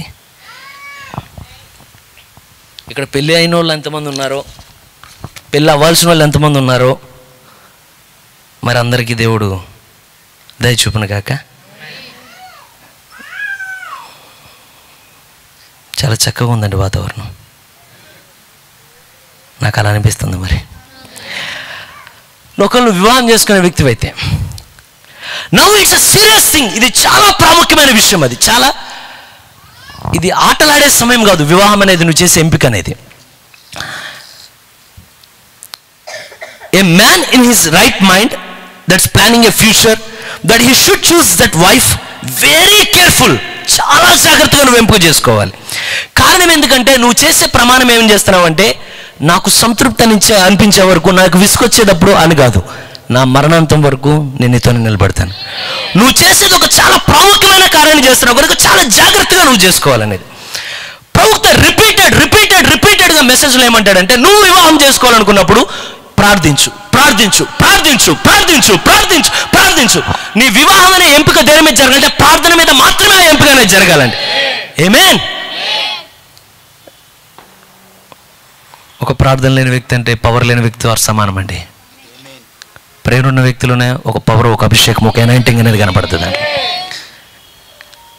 చాలా ప్రవక్త చెప్పే కార్యం నాకు ఇది కొంత మీకు డిఫరెంట్గా అనిపిస్తుందేమో, కానీ నేను అనుకున్నది ఇంకా దొరకలేదు నాకు. బిడ్డ సరే, దేవుడు ఎట్టు నడిపిస్తాడు. నువ్వు వివాహం చేసుకునే సమయానికి వచ్చేసరికి చాలామంది ఆలోచన ఎలా ఉంటుందంటే, పాస్టర్ గారి దగ్గర ఒక 4 ఫోటోలు వస్తాయి, మన బాబుకో పాపకో చెప్తే, ఈ 4 ఫోటోలు వచ్చిన తర్వాత మనం హోటల్లో మెనూలో సెలెక్ట్ చేసుకున్నట్టు, ఈ అమ్మాయి కావాలా, ఈ అమ్మాయి కావాలా, లేదు ఈ అమ్మాయి ఎలా ఉంది, తెల్ల ఉందా నల్ల ఉందా, ఈ అమ్మాయికి జుట్టు అట్టుంది, పాలరాయిలాగా తెల్లగా, జుట్టేమో కాళ్ళ కింద దాకా ఇలా వేలాడుతా, ఎస్సారులాగా అందంగా, రూతులాగా ఏయో కోరుకుంటాం మనం అందరం. చాలా కోరికలు ఉంటాయండి. కొంతమంది ప్రార్థన చేస్తుంటే అనిపిస్తుంది, వీళ్ళు బైబిల్లో ఆడవాళ్ళు ఎవరిని వదిలిపెట్టి అందరి గురించి చేస్తారు, ఆ కోడల గురించి అని చెప్పి. అడగడం మంచిదే, నేను కాదనట్లేదు ఆ విషయాన్ని. వాస్తవానికి నా ఉద్దేశంలో నేను వర్తమానంలో నేర్చుకున్న కార్యం, ఇట్స్ నాట్ చూసింగ్, నువ్వు ఎంచుకోవడం కాదు, ఇట్స్ ఫైండింగ్, నువ్వు కనుగొనడం. అది ఎంతమందికి అర్థమైందో నాకు అర్థం కాలేదు. కారణం ఏంటంటే, నువ్వు ఎప్పుడైతే నీ తల్లి గర్భంలో నువ్వు రూపు దాల్చడం ప్రారంభిస్తావు, దీనికన్నా మునిపే, జగత్తు పునాది వేయబడక మునిపే దేవుడు నీ గురించి ఒక ఆలోచన కలిగినప్పుడు, అప్పుడే ఒక స్త్రీని నీ కొరకు ఏర్పాటు చేస్తాడు దేవుడు. ఎంతమందికి అర్థమవుతుందా అండి? ఇప్పుడు కాదు, ఇప్పుడు నువ్వు చూస్ చేసుకోవడం కాదు, ఇప్పుడు నువ్వు ఎంచుకోవడం కాదు. అది జగత్తు పునాది వేయబడక మునిపే దేవుడు ఏమంటాడంటే, ఈ పలానా పురుషుడికి పలానా స్త్రీని ఎంపిక చేశా, పలానా పురుషుడికి పలానా స్త్రీని నేను ఎంపిక చేశా. నమ్మకం కుదరట్లేదు ఏంటండి అంటే, లేకపోతే మీ మీద నమ్మకం కుదరట్లేదు, ఎందుకు మరి నేను ఎవరిని చేసుకున్నానని. సరే, ఏం కంగారు పడుతుంది. వీరిని అని దేవుడు ముందే ఒక ఎంపిక చేశాడట దేవుడు. ఆయన నీ పని ఏంటంటే, భూమి మీదకి వచ్చిన తర్వాత ఆయన మోకాళ్ళ మీద పడి, ప్రభువా, జగత్తు పునాది వేయబడక మునుపు ఎవరిని నా కొరకు ఎంపిక చేస్తావో దయచేసి వారిని నేను చూడాలని ఆశిస్తున్నా. ఎక్కడ పెడతాడు? తీసుకెళ్ళి సౌత్ ఆఫ్రికాలో పెట్టడు. నువ్వు ఏ స్థలంలో ఉన్నావే అదే చుట్టూ, ఏదో ఒక ఊర్లో ఉండొచ్చు, ఏదో గృహంలో ఉండొచ్చు, ఎక్కడో పెంచబడతా ఉండొచ్చు, కానీ నీకేమర్థం అవ్వాలంటే ఆ స్త్రీ ఎక్కడున్నదో ప్రార్థన అనే సారం ద్వారా నువ్వు పట్టుకోవాలి దాన్ని. ఇది చూసింగ్ కాదు, ఫైండింగ్. చూసింగ్ అంటే షాపుకి పోయిన తర్వాత, ఇప్పుడు ఒకవేళ గోధుమ బ్యాట్లు 4 ఉన్నాయనుకోండి కంపెనీలు అనుకోండి, నా ఏదో ఒకటి, ఇదంతా అనేది అట్లుంటుంది. మీ వస్తువు ఏదైనా పోయిందనుకోండి, అక్కడికి వెళ్ళి ఇదంతా అనరు, ఇది నాదే బాబు, ఇచ్చే బాబు అంటారు. నువ్వు వివాహాలు ఏం చేస్తావంటే, ఎక్కడైతే దేవుడు అనాది ప్రణాళికలో నీకు ఒకళ్ళు జతపరిచాడో, నువ్వు తిరిగి వాళ్ళు కనుగొనే వాళ్ళు మళ్ళా నీ జీవితంలో తేవడం అనేది అసలు వివాహం. అది ఎక్కడ నేర్చుకున్నావు సుదర్శ్? అంటే మెసేజ్లో నేను నేర్చుకున్నాను. ఎంతమందికి అర్థమైందండి? ఒక్కసారి మీరు ప్రశ్నించుకోండి, ఇంతకు మన మ్యారేజ్ అట్ట జరిగిందని. సోదరుడు, ఒకవేళ నువ్వు క్రీస్తును ఎరుగక మునిపే నీ వివాహం జరిగి ఉండుంటే ఒక విషయం చెప్పగలను, కొన్నిసార్లు దేవుడు అన్యులుగా ఉన్నప్పుడే వాళ్ళకి తెలియకుండానే రైట్ మ్యాచింగ్ చేస్తాడంట ఆయన. నాకొద్దు బాబు అంటే అది తప్ప గతి ఉండదు, మళ్ళీ ఆ ఫోటో తిరిగి వస్తుంది, మళ్ళీ ఆ ఫోటో తిరిగి ఎంత కాదన్నా పోట్లా, అది నువ్వు కాదండం కాదు, అక్కడ ఆయన పెట్టాడు ఆ లింక్, అది నువ్వు ఎంత కాదన్నా అక్కడికి వస్తానే ఉంటుందండి. అది ఎంతమంది ఇష్టపడుతున్నారు? ఎందుకంటే ఇట్స్ అ పర్ఫెక్ట్ మ్యాచింగ్. దేవుడు నీ కోసం ఎవరిని ఎంపిక చేస్తాడో అది పర్ఫెక్ట్ మ్యాచింగ్ అంటే అది. ఏమే చేస్తాడు దేవుడు అలాగే? నిజంగా చేస్తాడంటారా? నిజంగానే. సోదరా, యేసుప్రభు ఇక్కడికి వచ్చిన తర్వాత వీళ్ళందరిలో ఎవరి మనసులో నెతకలా, గొర్రె పిల్ల జీవ గ్రంథంలో ఎవరి పేర్లు రాస్తున్నాయో వాళ్ళ దగ్గరకు వచ్చి యు ఆర్ మైన్, నువ్వు నా వాడివి, నేను అనాథలో చూసి నిన్నే రైట్ అని నువ్వు పిలుస్తాడు. కారణం ఆయన ఇక్కడ చూసింగ్ చేయట్లా, ఎవరిని చూశాడో వాళ్ళని తిరిగి కనుగొంటా ఉన్నాడు. ఏమే ఎవరిని ఉన్నారో కనుగొనబడిన వాళ్ళు, తప్పిపోయిన గొర్రెల్లో తిరిగి ఆయన లెక్కలో చేర్చబడిన వాళ్ళు. దేవుడు మిమ్మల్ని ఇప్పుడు ఎన్నుకోడు కాదు, ముందే ఎన్నుకున్నాడు, కానీ ఇప్పుడు తిరిగి తన సంచులో వేస్తున్నాడు ఆయన. నువ్వు నా వాడివి, నువ్వు నా ఏమే. ఇది చాలా సంతోషంగా ఉంటుంది సహోదరుడా. నువ్వు లోకంలో ఎంత ఆనందిస్తావో ఆనందించు, కానీ ఎప్పుడైతే దేవుడిని నా స్వరం వచ్చి నేను పిలుస్తుందో నీకు పట్టలేని సంతోషం ఏదో లోపల ప్రారంభమైంది. ఈ భూమి మీద ఉన్నా సరే, ఈ భూమికి సంబంధించిన వ్యక్తిని కాదు, కానీ నేను ఎక్కడో నుండి ఇక్కడికి వచ్చాను, తిరిగి అక్కడికే నేను వెళ్ళబోతున్నాను. It's a finding. ఎంతమందికి అర్థమైంది? దేవుడు అలాగే చేశాడా అని. ఎప్పుడైతే శరీరధారిగా భూమి మీదకి వచ్చిన తర్వాత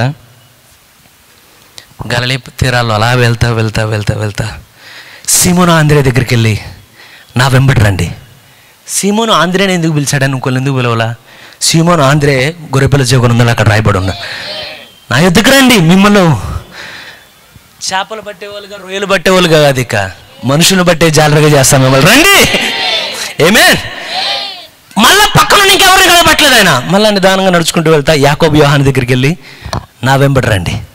నా విచిత్రం ఏంటంటే ఐరన్ ఎలా కలిసిపోతాయో నా యొద్దకు రండి అంటే వాళ్ళు తిరిగి ఒక్క మాట కూడా అడగట్లేదండి. జాలర్లు అక్కడ వలలన్నీ వదిలిపెట్టి తల్లిదండ్రులు ఇచ్చి వెళ్ళిపోతున్నాం. ఎందుకని? కరడును పిలవడం ప్రారంభించింది. పక్షిరాజు తల్లి యొక్క కేక లోపల ఎక్కడో వినబడుతుంది. అది నేను ఇక్కడికి ఎక్కడో సంబంధించిన నీ హృదయంలో ఎప్పుడు ఆ స్వరం మోగుతానే ఉండాలి. అది ఆయన సమయ ప్రాంతాల్లోనికి వెళ్ళిన తర్వాత మధ్యాహ్నం 12 గంటలకి ఆయన ఇలా కూర్చొని చూస్తున్నాడండి. ఆయన అలసిపోయి పొద్దునంతా ప్రయాణం చేసి అలసిపోయిన వెయిట్ చేస్తున్నాడు. ఎందుకు ప్రభువా ఇక్కడ వెయిట్ చేస్తున్నావు? చాలా మంది జనాలు ఉన్నారుగా. ఈ మ్యాప్ నేను కాదు, తండ్రి ఇచ్చిన మ్యాప్ నేను ఫాలో అవుతున్నాను. అక్కడ గొర్రెపిల్ల జీవగ్రంథంలో ఒక వ్యక్తి అక్కడ ఉన్నది కనుక ఆ వ్యక్తి కోసం వెయిట్ చేస్తున్నాడు. ఆయన చూసింగ్ చేయట్లా, మళ్ళీ తిరిగి ఫైండింగ్ చేస్తున్నాడు. ఆయన ఎంతమంది ఉన్నారు ఇక్కడ? సంతోషం అనిపిస్తుందా?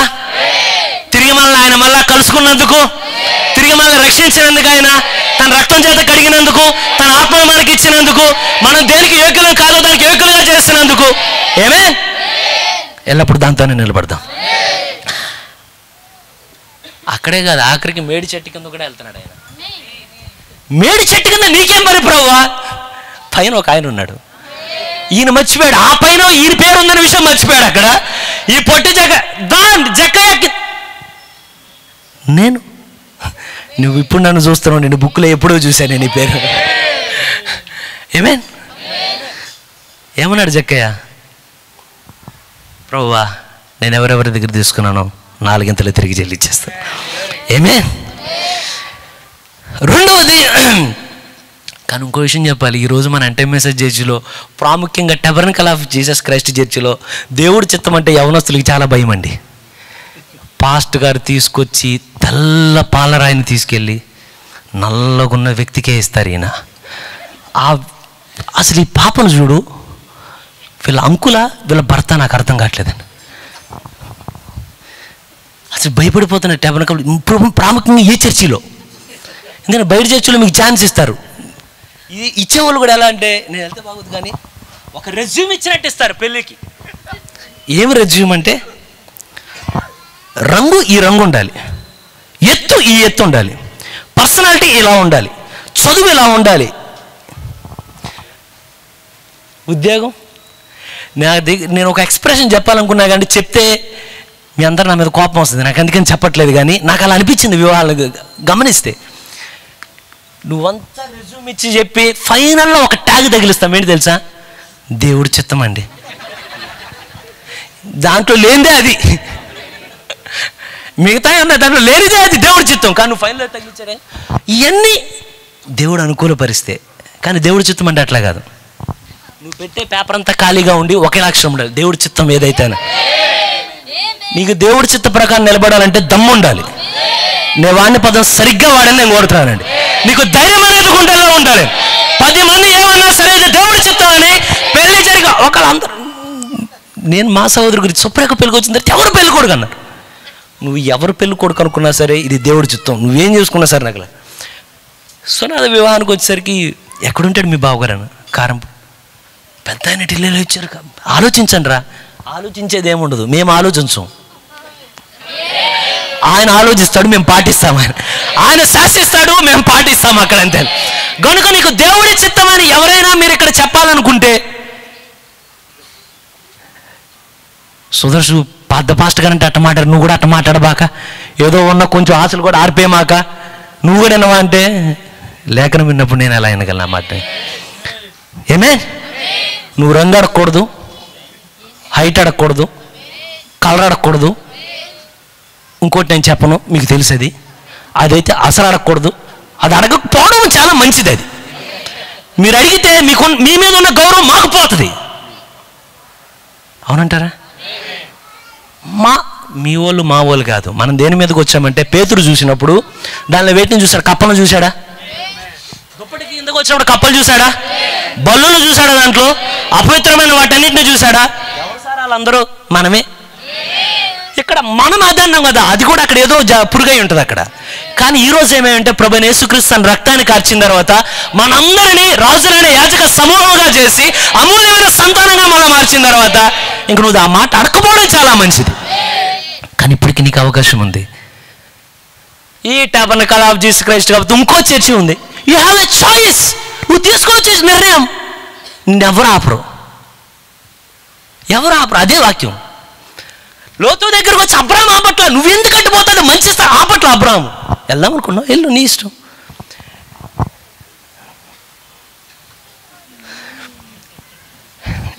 ఇదొక ప్రాబ్లం అయిపోయిందండి ఈ మధ్యలో. సరే, ఎంతమందికి అర్థమవుతుందండి? Still it's your choice. ఏదైనా నీ ఎంపిక. ఇంకోటి చెప్పచ్చా? మీరు నాకు మీద కోపం రాదు కదా మీకు? సుదర్శ అదేదో పాస్ట్ గారికి ఇచ్చున్నా బాగుండేది, సుదర్శ ఏదో తక్కువ టైం తీసుకున్నా. ఇంకో విషయం చెప్పనండి, మీరు మనుషులు మార్చారనుకోండి, ఇంకో మనిషి వస్తే ఇంకా సీరియస్గా చెప్తారు ఇదే వాక్యం. ఎందుకంటే మనిషి బారిన పరిశుద్ధాత్మని అన్నాడు మారడు కనుక. ఇదేదో ఇంతకుముందే బాగున్నట్టుంది, ఇప్పుడు ఇంకా మరి సిమ్గా హై అయిపోయినట్టుంది. నెక్స్ట్, నువ్వు ఎలా ఒక స్త్రీని నీకు ఎంపిక చేసుకునే హక్కు ఉన్నదో, అవకాశం ఇచ్చాడు, నువ్వు ఒక సంఘాన్ని ఎంపిక చేసుకునే హక్కు దేవుడు నీకు ఇచ్చాడు. నువ్వు ఏ చర్చనైనా ఎంపిక చేసుకోవచ్చు. విజయవాడ మొత్తంలో టాబర్నకల్ ఆఫ్ జీసస్ క్రైస్ట్ ఒక చర్చే కాదండి, లేకపోతే బాబుదీపన్యంలో ఒకటే కాదు, లేకపోతే బెన్నీ పాస్టర్ అంటే ఒక్కొక్క ఏరియాలో ఒక్కొక్కటి ఇలా కాదు. కానీ ప్రతి చోట స్థలం అనేది ఉంది. ముందుగా నువ్వు ఏ స్థలానికి పోవాలంటే, ఏ కాపర్ నీ కొరకు కన్నీరు విడిచాడో, ఏ కాపర్ నీకు రక్షణ ఇచ్చాడో, first you have to choose that church. మొట్టమొదటిగా అదే సంఘంలో నువ్వు నిలబడాలి. ఏమొచ్చినా సరే పెట్టకుండా దేవుడు దయచూపును గాక. ఆమేన్. అయితే ఒకవేళ స్థలాలు మారి కానీ ఏమైనా జరిగితే, ఒకవేళ నువ్వు చర్చిని ఎంపిక చేసుకునేటప్పుడు కూడా ఒక స్త్రీని ఎంపిక చేసుకున్నట్టే చాలా అవకాశాలు నీ ముందుంటాయి.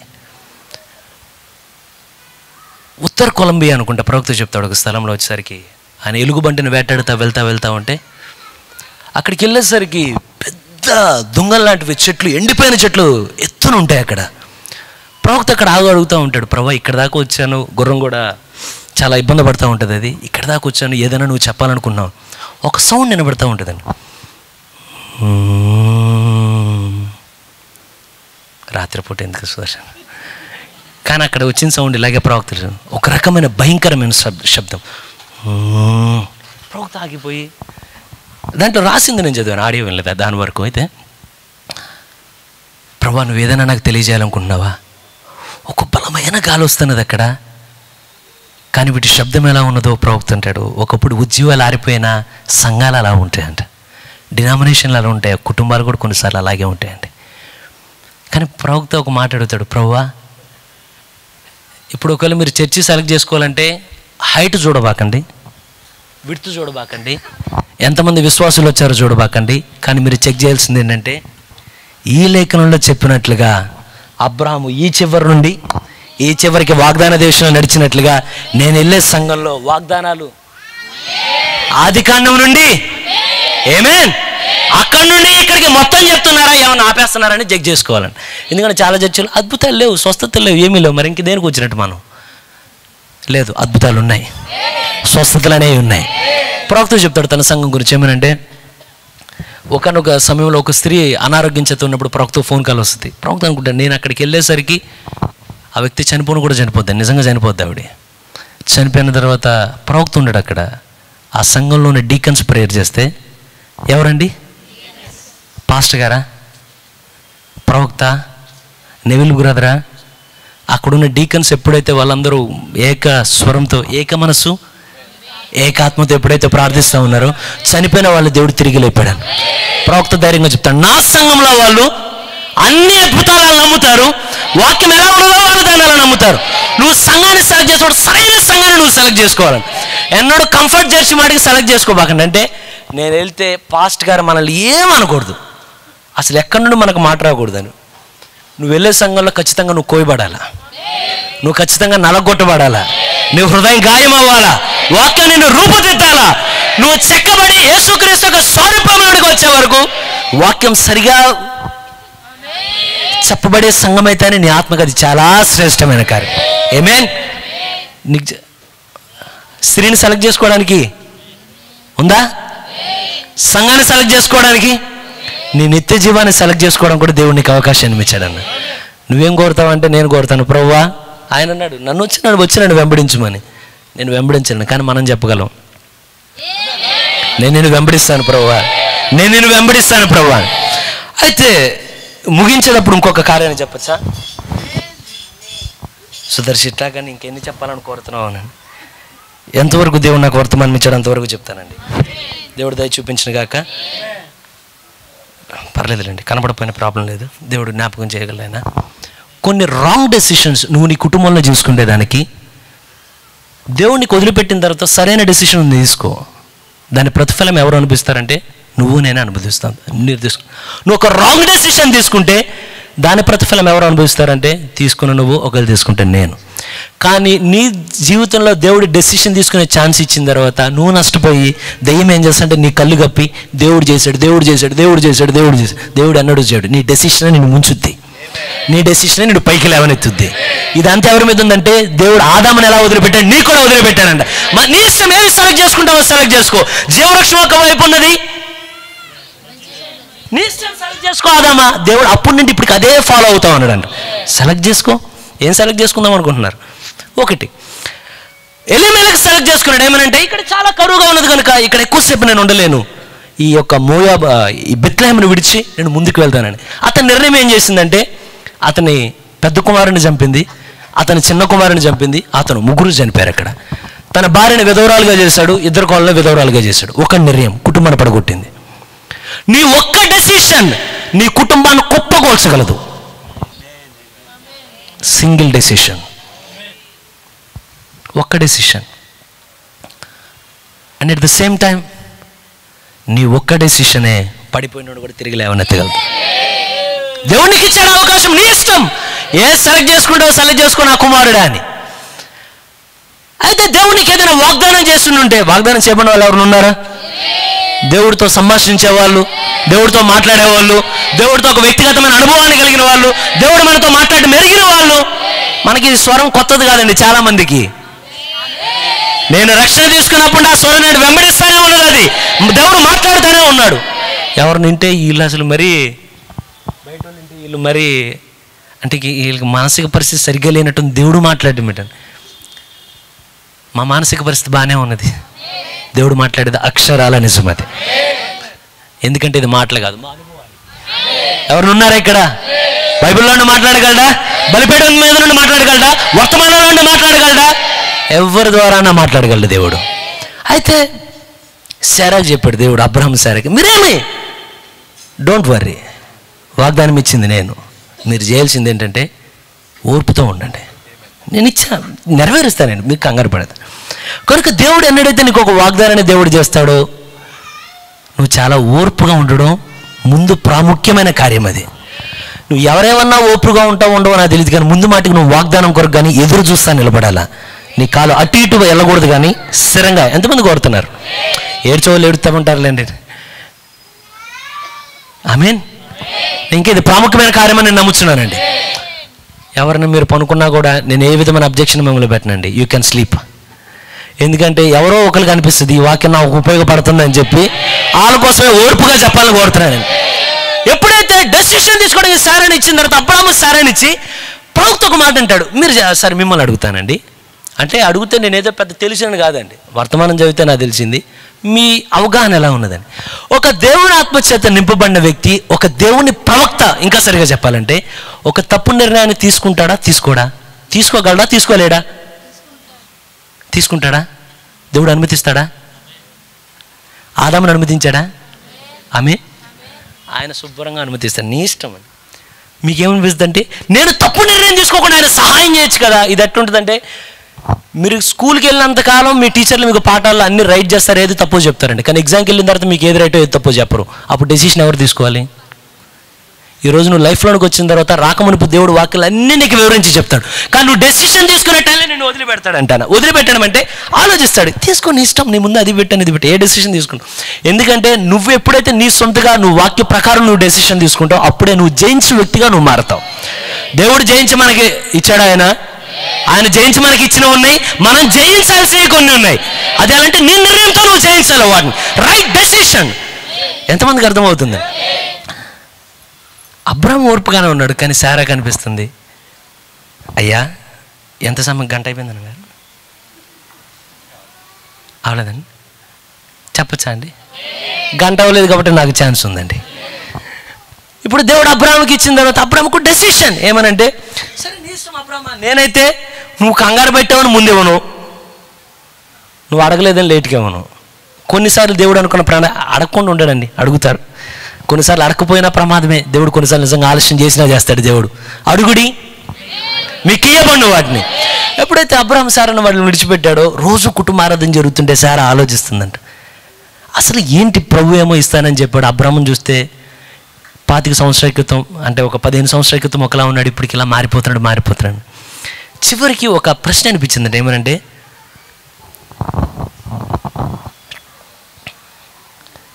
ఒకవేళ దేవుడి చిత్తం ఈవిడికి తెలియదు, ఈవిడ అనుకుంటుంది దేవుడి చిత్తం ఏంటంటే ఈ హాగరుని నీకు ఇచ్చి వివాహం చేస్తే వచ్చే బిడ్డ ద్వారా దేవుడు నాకు సంతానం ఇవ్వాలనుకుంటున్నాడేమో, ఇట్ మే బి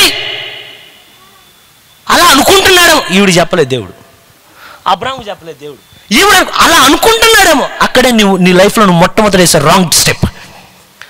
ఎప్పుడైతే అంటే దేవుడు అసలు ఏం మాట్లాడట్లేదంటే కుటుంబ ఆరాధన మాట్లాడుకుంటున్నారు. ఏమంటావు అబ్రాహాము గారు అంటే, ఆయన సైలెంట్గా ఉన్నాడు. ఈయన అందరినీ జయించాడు, కానీ వీడి దగ్గరకు వచ్చేసరికి ఇది ఇక్కడ చాలామంది అనుభవం అండి.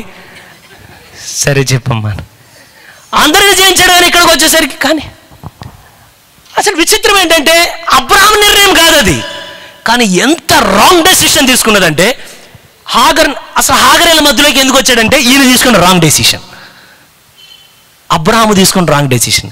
అబ్రాహాముని దేవుడు కనానుగా ఆ ప్రాంతం ఇచ్చి ఇక్కడ ఉండేయా అంటే, ఐగుప్తులోకి వెళ్ళిన తర్వాత అక్కడ ఒక కార్యం జరిగింది. ఆ రాజు గిఫ్ట్ ఇచ్చాడు, ఇచ్చిన గిఫ్ట్లో ఆవిడే హాగరు, ఆవిని తీసుకొచ్చాడు అబ్రాహాము. ఒక రాంగ్ డెసిషన్ హాగర్నే లోనికి తెచ్చింది. ఇప్పుడు ఈవిడ ఇంకో రాంగ్ డెసిషన్ తీసుకుంటుంది. అక్కడ నువ్వు తీసుకున్న ప్రతి డెసిషన్ కాన్సిక్వెన్సెస్ అంటే దానికి ముడిపడి మరొకటి అది వెళ్తా ఉంటుంది. నువ్వు ప్రార్థన చేసి దాన్ని ఆపయ్యా ప్రభు అంటేనే అది ఆగుద్ది. అది నువ్వు కానీ ఊరుకుంటా ఇంతేగా అంటే అది ఎప్పుడో వెళ్ళిపోయి మొత్తం కాలిపోద్ది. అక్కడంతా పరిస్థితి అంతా చిన్నభిన్నమైపోద్ది. ఇప్పుడు దేవుడు కాముకుంటు. దేవుడు అసలు ఏం మాట్లాడట్లా. అసలు వాళ్ళు తీసుకున్న రాంగ్ డెసిషన్ మామూలు డెసిషన్ కాదండి, మామూలు రాంగ్ డెసిషన్ కాదు అది. కానీ ఎప్పుడైతే సారా అక్కడ ఉండి చెప్తుంది, అబ్రాహాము ఏదైనా సరే ఈ వృద్ధాప్యంలో నీకు వివాహం జరగాల్సిందే. వాళ్ళ అన్నయ్యతో తమ్ముడితో కాదండి, వాళ్ళ భర్తతో చెప్తుంది, నీకు ఎలాగైనా వివాహం జరగాల్సిందే. ఈవిడే వివాహ పెద్దగా నిలబడి హాగర్ని తీసుకొచ్చింది. ఇట్ మే బి సో అంటే దేవుడు అలా అనుకుంటున్నాడేమో. ఈవిడ చెప్తుంది నిదానంగా అబ్రహాం తీసుకొచ్చి ఉపపత్నిగా కింద కూడా ఇవ్వలేదు, అక్కడ భారీగా ఇచ్చింది. ఇచ్చిన తర్వాత వివాహం చేసినట్టు చేసి ఉంటుందేమో మరి. ఒకరినొకరు వివాహంలో జీవితంలో అన్నాడు విడిచిపెట్టే ప్రసక్తి లేదు, మీ ఇద్దరు ఏకంగా ఉండాలి, మీకు వచ్చే సంతానం మటుకు నాది. దేవుడు అన్నాడు వంకరగా చేయడండి, ఆయన స్ట్రైట్గానే వెళ్తాడు. ఆయన ఎప్పుడైనా సరే ఆయన చేసే ప్రణాళిక చాలా క్రమబద్ధంగా వెళ్తూ ఉంటుంది. కానీ ఇక దానికి ఏం కావాలంటే ఓర్పు అనేది చాలా చాలా చాలా చాలా మనకి రాందే అది, కానీ అవసరమైందే అది. చాలామంది, అది మీరైనా నేనైనా చాలా ఇబ్బందిగా అనిపించేది ఏంటంటే ఓర్పు. ఏదైనా ఒకే క్షణంలో తేల్చేయగలం, ఓర్పు పట్టాలంటే కొంత క్లిష్టమైన కార్యం అది. ఎప్పుడైతే ఇద్దరిని జతపరిచిన తర్వాత నేను అనుకోవడం, వీళ్ళు ఎప్పుడైతే వారి వివాహం అయిపోయి వారి జీవితాన్ని గడుపుతుంటే కూడా వీడు బయట ప్రార్థన చేస్తుంటుంది, ప్రభువా ఏదైనా గర్భఫలాన్ని తెలుగు, ప్రభువా ఎలాగైనా గర్భఫలాన్ని తెలుగు ప్రభు. దేవుడు ఏమంటాడంటే నీ డెసిషన్, నేనెందుకు ఆపుతాను, నువ్వు కోరుకున్నావు కదా. ఎప్పుడైతే ఇష్మాయిల్ని ఇచ్చి ముందుగా నడిపారో, ఈ ఇష్మాయిల్ పుట్టిన తర్వాత ఈ హాగర్ ఇంకా గర్భఫలంతోనే ఉంది. ఇంకా ఎప్పుడైతే పొట్టేలా ఆ కడుపులా వస్తూ ఉన్నదో అప్పటి వరకు ఈవిడిని మేడం గారు, అది గారు అండి, అమ్మగారు అనేది. ఇక ఈవిడి దృష్టిలో ఈవిడి నీచురాలాయను. ఎవరి డెసిషన్? ఆవిడ డెసిషన్. నీ లైఫ్లో నువ్వు పైకి వెళ్ళాలన్నా ఇట్స్ యువర్ డెసిషన్, నీ లైఫ్లో నువ్వు పడాలన్నా ఇట్స్ యువర్ డెసిషన్. ఎంతమందికి అర్థమైంది? ఇది ఇంకా వివరం చెప్పాలంటే దేవుడు అన్నాడైనా, మీరు ఒకళ్ళు ఇంటికి వెళ్ళి అడిగారు, అమ్మ ఏదైనా తయారు చేసి పెట్టని. మమ్మీ మొత్తం ప్రిపేర్ చేసే వరకు మన పని ఏంటంటే బయట నుంచి చూడమే, ఎలా చేయాలో ఆవిడికి తెలుసు. మన మధ్యలో అర్రే కారమే మాకు, అర్రే పంచదారే మాకు అన్నాం అనుకోండి, నువ్వు ఎప్పుడైతే నీ సొంత చేయి పెట్టడం జరుగుద్దో అక్కడ కార్యాలన్నీ తికమగ్గా మారిపోతుంటాయి. కనుక దేవుడి కిచెన్లో కూడా నువ్వు ఎన్నడూ చేయబెట్టకూడదు. యెహోవా ఉత్తముడని, ఆమేన్. ఆయన కార్యాలు ఎలా తెలుసుకోవాలంటే రుచి చూసిన తర్వాత, ప్రభువా ఆలస్యమైనా సరే నువ్వు చేసే కార్యాలు దానికి తిరిగేది ఉండదు కనుక ప్రభువా టేక్ యువర్ డెసిషన్. ఎప్పుడైతే నువ్వు దేవుడు వంటగదిలో చేపెట్టి అయ్యి కదుపుతుంటావో దేవుడికే నష్టం ఉండదు, నీకే నష్టం జరుగుతుంది. ఇంక చెప్పాలంటే చాలా కార్యాలు ఉన్నాయండి, వీటన్నిటిని నేను చెప్పదలుచుకోలేదు. రాంగ్ డెసిషన్కి ఇంకా నా దగ్గర ఉన్నది నోట్స్. అయితే నేను ముందే చెప్పాను ఇవన్నీ నేను చెప్పనన్న విషయం కనుక. రూతు గురించి ఇంకా చాలా కార్యాలు ఉన్నాయి, అవి కొంచెం చెప్పుకుంటూ వెళ్తే ఇది మరి బహిరంగ కూటం కనుక కొద్ది సమయమే నేను చెప్తానని చెప్పాను. ఏ టైమ్ ఆఫ్ డెసిషన్, నువ్వు ఎప్పుడైతే నిర్ణయం తీసుకోవాలో నిర్ణయం తీసుకునేటప్పుడు ఆలస్యం చేయకు. దేవుడు సహాయం చేత వెంటనే ఆ నిర్ణయాన్ని తీసుకో. ఎంతమందికి అర్థమైందండి? ఏలియా వెళ్ళేటప్పుడు ఎలీషా నువ్వు వెళ్ళి తర్వాత వస్తానట్లా, నేను వెళ్ళిపోతున్నా, యెహోవా జీవంతో నా జీవం నీ జీవంతోడు, ఆమేన్. అవునా? నువ్వు ఎక్కడికి వెళ్ళా నేను వదిలిపెట్టను ఏలియా, నీతో పాటే నేను వస్తా. రైట్ డెసిషన్ అంటే రైట్ టైం, సరైన సమయానికి సరైన నిర్ణయాన్ని తీసుకుంటున్నాడు అక్కడ. మీరు గమనిస్తే ఎలీషా కాదండి మొట్టమొదటిగా ఏలియా యొక్క దాసుడు. ఏలియాకి ముందు మరొక దాసుడు ఉన్నాడు. ఎప్పుడైతే కర్మేలు పర్వతం దగ్గర చెప్తాడు ఆహాబుకి, వాన వస్తుంది నువ్వు వెళ్ళిపో అని, అక్కడ రాదు, మోకాల కింద ఇలా ఉండి ప్రార్థన చేస్తూ ఉంటాడు, మోకాల మధ్యలో తలబెట్టి. బయటికి అడుగుతాడు, దాసుడు పంపించావు ఏమన్నా మేఘం వచ్చిందేమో చూడగానే, అంతా ఎండుకుంది 7 సార్లు చూసి చివరిలో చెప్తాడు, హస్తమంతా మేఘం వచ్చిందంటే చాలది, మిగతా కార్యం దేవుడు చూసుకుంటాడు దాన్ని. ఈ సేవకుడు ఇదే 19వ అధ్యాయంలో ఉంటాడు. మళ్ళా మనకి ఎప్పుడైతే ఏలియా వెళ్తా అంటాడు, ఇజ్రాయేల్ నుండి లెటర్ వచ్చిన తర్వాత నేను వెళ్తున్నాను, నువ్వు ఇక్కడ ఉన్నా అంటాడు. చాలా విధేయుడు, ఇక్కడే ఉండిపోయాడు.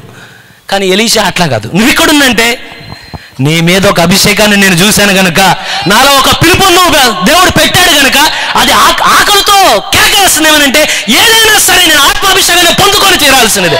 నువ్వు పరిశుద్ధాత్మ గురించి రైట్ టైం.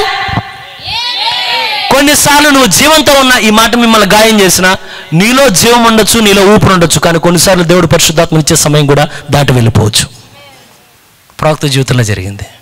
ఒక స్త్రీ చెప్తాడు ఏమనంటే, ఆ స్త్రీని చూసేసరికి ఏంటి ఇట్లా ఇలా సిగరెట్ ఊదుతూ ఉంటుంది ప్రవక్త మొహం మీద. బిల్లి నువ్వు ఎప్పుడో మాకు చెప్పినప్పుడే మేము నిర్ణయం తీసుకోవాల్సిందే, కానీ ఈరోజు ఏమైంది తెలుసా, ఉండడానికి ఇక్కడ ఉన్నాం కానీ మా ఆత్మలో లోపల కాలిపోతున్నాయి పాతాళంలో. డెసిషన్ అనే టైం దాటిపోయి. ఏసావుకు ఒక టైం ఉందా? ఆమేన్. తర్వాత ఏడ్చాడా? ఎంతమందికి అర్థమైంది? ఒకవేళ ఇదే ఆఖరి సమయం అయి ఉండవచ్చు పరిశుద్ధాత్మ పొందడానికి. ఎంతమంది? మరొక సమయం కొరకు మేము ఎదురు చూడట్లేదు కానీ ప్రభువా ఏ ఆత్మ గురించి మేము విన్నామో, ఏ ఆత్మను మేము కోరుకుంటున్నామో రైట్ టైంలో దయచేసి మాకు దయచేయండి. అడగడం నీ వల్లనైతే ఆయన ఇవ్వడానికి యెహోవా, ఆయన ఇవ్వగలిగిన దేవుడు అండి. నువ్వు డెసిషన్ తీసుకునేటప్పుడు రైట్ టైంలో ఉండాలి. నెక్స్ట్ నీ వెనకాల ఇన్ఫ్లుయెన్స్ రైట్ ఇన్ఫ్లుయెన్స్ అయి ఉండాలి. ఒకవేళ నీ వెనకాల రాంగ్ ఇన్ఫ్లుయెన్స్ ఉంటే నువ్వు చాలా డెసిషన్ తీసుకుంటావు, చాలా కోల్పోతూ ఉంటావు. నీ వెనకాల ఎప్పుడైతే మనకెవరు సహాయం కావాలంటే పరిశుద్ధాత్ముడు ఎల్లప్పుడూ మనం లీడ్ చేస్తూ ఉండాలి. ఇది కాదు ఇది తీసుకో, ఇది కాదు ఇది తీసుకో. నడిపిస్తాడా? రిబ్కాని అడిగినప్పుడు వెళ్తావా ఈ మనుషులతో పాటు, అది రిబ్కా యొక్క నిర్ణయమే అని మనం చెప్పేదానికన్నా వెనకాల దూత ఒత్తిడి చేస్తున్నాడంటే అర్థమవుతుంది ఇది నేను కాదు, దేవుడు నన్ను ఒత్తిడి చేస్తున్నాడు కనుక నేను ఖచ్చితంగా వెళ్తా. ఎప్పుడు ఆ వ్యక్తిని చూడలేదు ఇంతకు మునుపు, కానీ ఎలా తెలుసుకుంది? వెనకాల ఒక ఒత్తిడి నడిపిస్తున్నది. నీ వెనక కూడా నువ్వు పరిశుద్ధాత్మను పొందితే ఒక ఒత్తిడి అనేది ఉంటుంది. ఒక కార్యంలో నువ్వు సాగు ముందుకి, ప్రభువా ఎర్ర సముద్రం ఉంది, భయపడదు, సాగు ముందుకి. సహోదరుడా, ఎర్ర సముద్రం ఇల్లుడికి అలా ఉంటే మరి మండుచ అగ్నిగుండంలోనికి వెళ్ళిన శద్రకు, మేషకు, అబేద్నెగోలు వాళ్ళు ఏం చెప్పాలి? కారణం ఏంటంటే నీ నిర్ణయం ఎప్పుడైతే నీ మైండ్తో నువ్వు చేస్తావో నువ్వు విఫలమైపోతావు సహోదరుడా. కానీ పేతురు దగ్గరికి వచ్చేసరికి చాలా కార్యాలు ఉన్నాయి. ఇది వివరిస్తే ఇక అవ్వదు ఈ రోజు రాత్రికి. ఇది పార్ట్లు చెప్పాలి ఈ వాక్యం చెప్తే. పేతురు దగ్గర చూడండి, రాత్రంతా శ్రమ పడతాడు, కానీ పొద్దున వచ్చి ఆయన అంటాడు పద లోపలికి వెళ్ళి మళ్ళా ఒలవే. ఇక్కడ రాత్రంతా శ్రమ పడితేమయ్యా, కానీ మేము పట్టలేకపోయాం. కానీ నీ మాట చొప్పున నువ్వు ఎప్పుడైతే దేవుని వాక్యంతో జతపడతావో ఆశీర్వాదాలే దేవుడు నీకు నిండాలుగా నీలో నింపగలిగిన దేవుడు ఆయన. ఒకటే నీ మాట చొప్పున ప్రభువా నేను మరలా వేయబోతున్నా. మాట చేత కలుగు చేయగానే అక్కడ వలన పిగిలిపోతుంటే అరే పిలుస్తాడు, రండి రండి. కారణం ఏంటంటే దేవుడి విషయంలో నువ్వు ఎప్పుడైతే సరైన నిర్ణయం తీసుకుంటావో దేవుడు నీకు దీవెనలు ఇవ్వడం ప్రారంభిస్తే పట్టుకోవడానికి నీకు శక్తి సరిపోదు. అక్కడ దేవుడు అలా దీవించగలడా? Right time, right decision. కానీ ప్రతి డెసిషన్కి ఒక రిజల్ట్ అనేది ఉంటుంది. ఎంతమంది ఇష్టపడుతున్నారు? ఎలీమెలెకు డెసిషన్ కూల్ చేసింది, కానీ రూతు నిర్ణయం తిరిగి మళ్ళా విడుదల వాగ్దాన దేశంలో అడుగు పెడుతుంది ఆవిడ. ఆమేన్. నువ్వెక్కడుంటావో, నువ్వెక్కడ చనిపోతావో అనినా లేదా అండి? నీ దేవుడే, నీ ప్రజలే ఒక కొత్త భూములోకి వెళ్తుంది. ఈరోజు మనం కూడా ఏమని చెప్పాలంటే ప్రభువా మేము కూడా ఒక కొత్త ప్రజల మధ్యలోనికి మేము వచ్చాం. లోకం యొక్క ఫ్యాషన్ అలవాటు చేసేవాళ్ళు కాదు, కానీ వీళ్ళు ఒక న్యూ ట్రెండ్. ఇది ఏ ట్రెండ్ అంటే హెవెన్లీ ట్రెండ్ ఇది. ఆమేన్. దాదాపు వేల్స్ ఉద్యమం జరిగే ఆ సమయాల్లో అనుకుంటా ఒక చిన్న కార్యం చెప్తాను. 2 minutes నా టైం ఇవ్వండి. చాలామంది మిషనరీలు ఆ టైంలో భారతదేశ వ్యాప్తంగా మొత్తం యేసుప్రభు గురించి వాళ్ళు స్వార్థ చెప్పుకుంటూ వెళ్తున్నారు. నిజం చెప్పాలంటే ఈరోజు మీరు నేను చాలా సుఖంగా మాట్లాడుకుంటున్నామంటే యేసుప్రభు గురించి, కానీ ఒక రోజు ఇదే యేసుప్రభు మాట చెప్పాలంటే వాళ్ళ ప్రాణాలు పోయాయి. ఇప్పటికే భారతదేశంలో జరుగుతున్నది అది. కానీ ఒకటి, ఎన్ని ఆటంకాలు చేసినా, ఎంతమందిని చంపినా, ఏం జరిగినా క్రైస్తవం ఎవ్వరూ ఆపలేరు దాన్ని. ఎందుకంటే ఇది ఒకరికి చేసేది కదా, డైరెక్ట్గా ఆయన పెట్టే కనెక్షన్ అది. ఎప్పుడైతే లేకపోతే నా వయసులో ఉన్నాడు ఎక్కడుంటాడా? నేనైతే ఉండేవాడిని కాదండి. దేవుడు వంచి కూర్చోబెట్టాడు ఇక్కడ. నేను అనుకున్నాను పెద్ద తర్వాత మానవ అని. దేవుడు చెప్పి నువ్వు పెద్ద తర్వాత నువ్వేం నేను తెలుసుగా నువ్వేం చేయాలని. కనుకనే ఇప్పుడు నా వయసులో ఉన్న వాళ్ళకి ఎవరైనా చూస్తే కొంత వింతుకుంటుంది, ఇదేంటి ఇట్లా అయిపోయాడని. ఇట్లా అయిపోవాలి, నేను ఎలా ఉన్నానో అలాగే తిరిగి ఆ షేపులోనికి నేను వచ్చాను మళ్ళా. అయితే ఎప్పుడైతే ఆ వేల్స్ ఉద్యమం అవన్నీ జరుగుతున్న సమయాల్లోనే వాళ్ళని ఏమంటారంటే హెడ్ హంటర్స్ అనే ట్రైబ్ దగ్గరకు వచ్చి అస్సాం ఆ స్థలాల్లోనికి వచ్చి యేసుప్రభు గురించి సువార్త చెప్తున్నారండి. చెప్పేటప్పుడు వాళ్ళు ఏంటంటే మనిషి తలను నరికి గోడకు తగిలిస్తారు వాళ్ళ జాతిలో ఏమైనా తేడా వస్తే. అటువంటి వారి మధ్యలోకి వచ్చి ఎప్పుడైతే మిషనరీలు దేవుని యొక్క వాక్యాన్ని వారు ప్రకటిస్తూ ఉన్నారో, దేవుని యొక్క వాక్యాన్ని తెలియజేస్తూ ఉన్నారో, మొత్తం తిరగబడ్డారు గ్రామస్తులంతా. గ్రామాల్లో సువార్త చెప్పడం చాలా కష్టం సిటీలో చెప్పిన దానికన్నా. మామూలుగా ఆటలు కాదండి అది. తిరిగి మళ్ళీ ఇంటికి వెళ్తారో వెళ్ళరో కూడా తెలియదు. కోటానికి వెళ్ళిన తర్వాత మొత్తం అక్కడ నుంచొని ఉంటారు. కానీ అలాంటి వాటిల్లో కూడా వెళ్ళి గ్రామాలే దేవుడు మార్చేశాడు కొన్నిటిని. గ్రామాలకి అడ్రస్ లేకుండా దేవుడు పూర్తిగా తన వశంలోకి తీసుకున్న గ్రామం. ఇది డబ్బులు పెట్టుకునేది అనుకుంటారేమో మీరు. ఇది డబ్బులు పెట్టుకునేది కాదు, క్రైస్తవం డబ్బులు పెట్టి అమ్మేది కూడా కాదు. ఇది ఏదో దేవుడు లోపల పెడతాడు కనుకనే ప్రాణాలు అర్పించి మరీ ముందుకు వస్తారు, నేను క్రైస్తవుని అని చెప్పి. ఎప్పుడైతే ఆ హెడ్ హంటర్స్ ఎప్పుడైతే ఆ ట్రైబ్ దగ్గరకు వచ్చి దేవుని యొక్క వాక్యాన్ని చెప్తున్నారో, ఊరు మొత్తంలో ఒకే ఒక కుటుంబం అంగీకరించింది దేవుణ్ణి. ఎప్పుడైతే వాళ్ళు దేవుణ్ణి అంగీకరించారో ఆ ఊరు మొత్తం ఒక కుదిపేశారంటే దేవుని గురించి.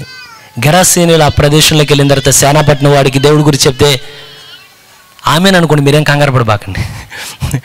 అవునా, గెరాసేనుల ప్రాంతంలోకి వెళ్ళిన తర్వాత ఒకే ఒకటికి చెప్తా ఒక్కడేం చేశాడు, ఊరు మొత్తానికి నేను ఒకప్పుడు ఎలాంటి వాడిని తెలుసా, కానీ ఇలా మారిన కారణం ఏంటంటే యేసు ప్రభువుని దోసేస్తారు, కానీ ఈయన ఎక్కడికి దోసేస్తారు, మరి ఇల్లు అక్కడే ఉంది కదా. అక్కడ దేవుడు కనుక కొన్నిసార్లు ఒక్కొక్కరిని పట్టుకుంటాడు, ఊరు మొత్తాన్ని పట్టుకుంటాడు, ఒక్కరిని పట్టుకొని వదిలిపెడతాడు దేవుడు.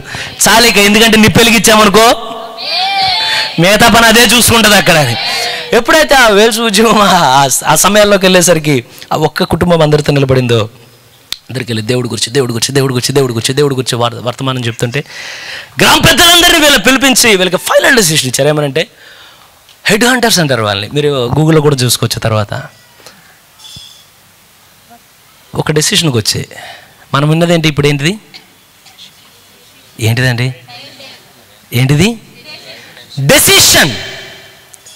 ఓకేనా? ఏంటంటే నిర్ణయం. రెండవది చూసింగ్, ఏది ఎంపిక చేసుకుంటావు, నిర్ణయం మరియు ఎంపిక. ఎప్పుడైతే వాళ్ళు చెప్పారు ఏమనంటే నువ్వు ఏదైనా సరే నువ్వు కానీ నువ్వు చెప్పే దేవుడి గురించి ఆపకపోతే నీ కళ్ళ ముందు నీ బిడ్డల్ని చంపేస్తావు. వాళ్ళ మాటతో ఊరుకోవాలా.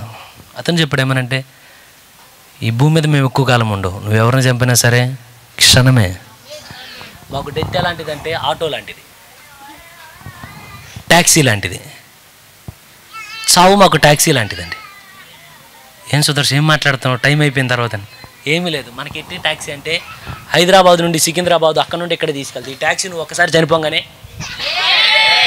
నిన్ను అక్కడికి తీసుకెళ్ళిపోద్ది అన్న. అందుకే క్రైస్తవుడు మరణానికి అన్నాడు భయపడ్డా. ఎందుకంటే మరణం తర్వాత ఏం జరుగుతుందో ముందే మనకి తెలుసు కనుక మనకి డెత్ అంటే భయమే అనిపించదండి. ఎందుకంటే మన లైఫ్లో ఏంటి ఎటువంటిది అది మౌన్ అనుకున్నాడు, ఎంత తొందరగా వస్తే అంత మంచిది, ఎక్కేసి వెళ్ళిపోతాను అవతలకి అని చెప్పి.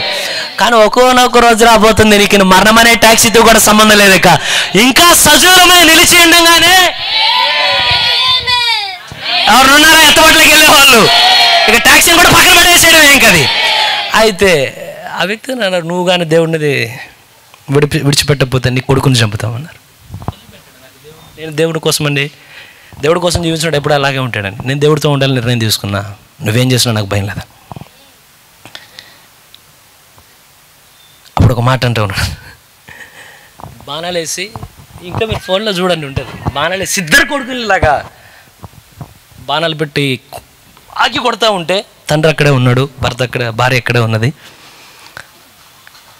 కళ్ళ ముందే ఇద్దరు పిల్లలు చనిపోతున్నారు అక్కడ. ఏమంటావు? ఇదంతా ఒకే టైంలో జరిగింది.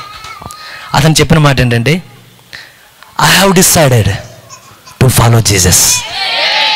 నేను యేసుని వెంబడించాలనే ఒక నిర్ణయాన్ని నేను తీసుకున్నాను. నో టర్నింగ్ బ్యాక్, వెనుదిరిగే ప్రసక్తే లేదా. వెంటనే వాళ్ళు, ఇది నిజంగా జరిగిందండి, కానీ అది చదివినప్పుడు కళ్ళలో నీళ్ళకు గుండెల్లో రోషం అనిపిస్తుంది. ఇంకా మేము ఎక్కువ బతకడానికి సహాయం తెచ్చే ప్రభువా. కొడుకుని చంపేస్తా, నీ భార్యని చంపితే ఏమంటావు, నీ ఇష్టం. ఎప్పుడైతే లాగి తన ముందే ఆ భార్య మీదకి బాణాన్ని విసిరారో వెంటనే చెప్తున్నాడు, భార్య అల్లాడిపోయి చనిపోతుంది ముందు. డోంట్ గో విత్ మీ, ఎవరు నాతో రాకపోయినా స్టిల్ ఐ విల్ ఫాలో, ఇంకా నేను ఆయన వెంబడిస్తా. నో టర్నింగ్ బ్యాక్, నేను వెను తిరిగే ప్రసక్తే లేదని. ఎప్పుడైతే ఆ కార్యం జరిగిన తర్వాత నువ్వు మిగిలావు, నిన్ను కూడా చంపేస్తే ఏమవుతుంది? చంపేస్తాం ఏమంటావు? The cross before me, the world behind me. నా కళ్ళ ముందు కల్వరి ఉంది, నా వెనుక ప్రపంచం ఉన్నది. I have decided to follow him. No turning back. వెనుదిరిగే ప్రసక్తే లేదు అక్కడ. నాతో ఎవరు రాకపోయినా నేను వెనుదిరిగే ప్రసక్తే లేదు అక్కడ. నా ముందు కల్వరి ఉంది, ఆ కల్వరి నుండి నా కన్నులు అటు ఇటు తిరగట్లేదని.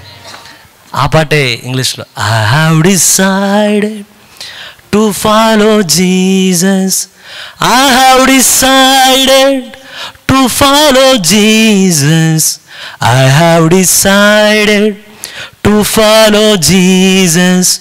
No turning back, no turning back. ఎంతో మంది హతసాక్షులు అయ్యే వాళ్ళకి ఈ పాట ప్రాణాన్ని పోసినట్టు చేసిందండి. ఈ పాట ఎంతమందికి అర్థమైంది?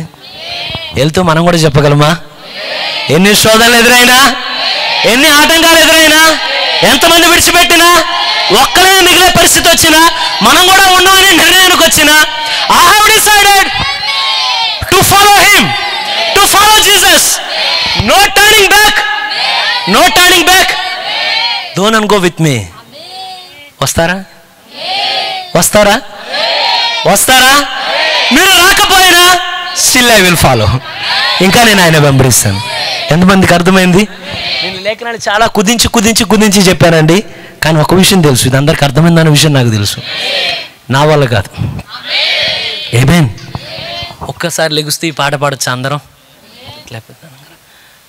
నిన్నే ప్రేమించిన ఎంతమందికి వచ్చండి ఆ పాట? నేనేదో సెంటిమెంటల్ కోసం పాడించట్లే, కానీ మనం ఏది పాడుతున్నామో అది మనకు అర్థం అవ్వాలి. ఆమేన్. పాటల్లో దేవుడు ఉంటాడా? కీర్తనలో దేవుడు ఉంటాడా? ఎంతమందికి? నేను వెనుదిరిగా. ఎంతమంది చెప్పగలరు దాన్ని? నేను వెనుదిరగను. ఒక నిర్ణయంతో నేను నిలబడ్డా, ఆయన్నే వెంబడిద్దామని. ఇక నిజమైన ఒకవేళ నిజంగా ఆయన నిలబడగలిగే వ్యక్తులు ఉంటే you are the real star. ఈ డాబా మీద మెరిపించే స్టార్లే కానీ నువ్వే నిజమైన తారవు ఇక్కడ. ఆమేన్. ఎంతమంది ఉన్నాయి ఇక్కడ పరలోకపు స్టార్స్? అందరం కలిసి పాడదామండి ఒక్కసారి.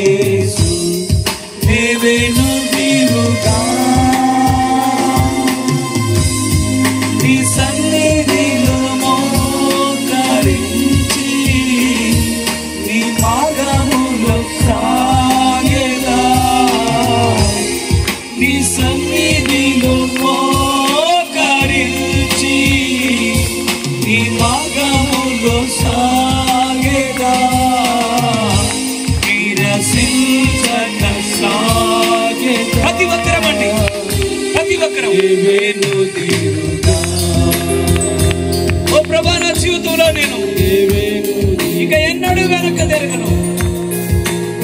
నా జీవిత కాలం అంతా ఆ శిలువ నాకు కూడా ఉన్నది.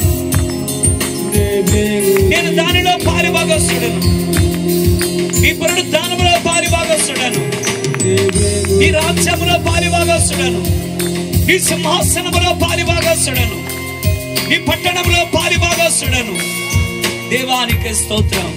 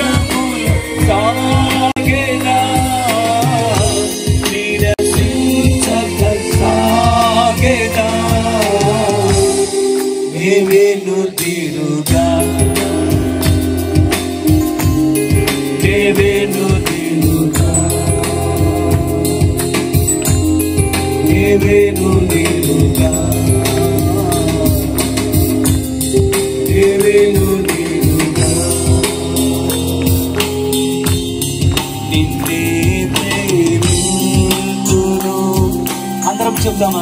నిన్నే ప్రేమింతును యేసు, నిన్నే ప్రేమింతును, నిన్నే ప్రేమింతును యేసు, నీవేను దినుగా నీ సన్నిధిలో మోకరించి నీ మార్గములో సాగేదా, నీ సన్నిధిలో మోకరించి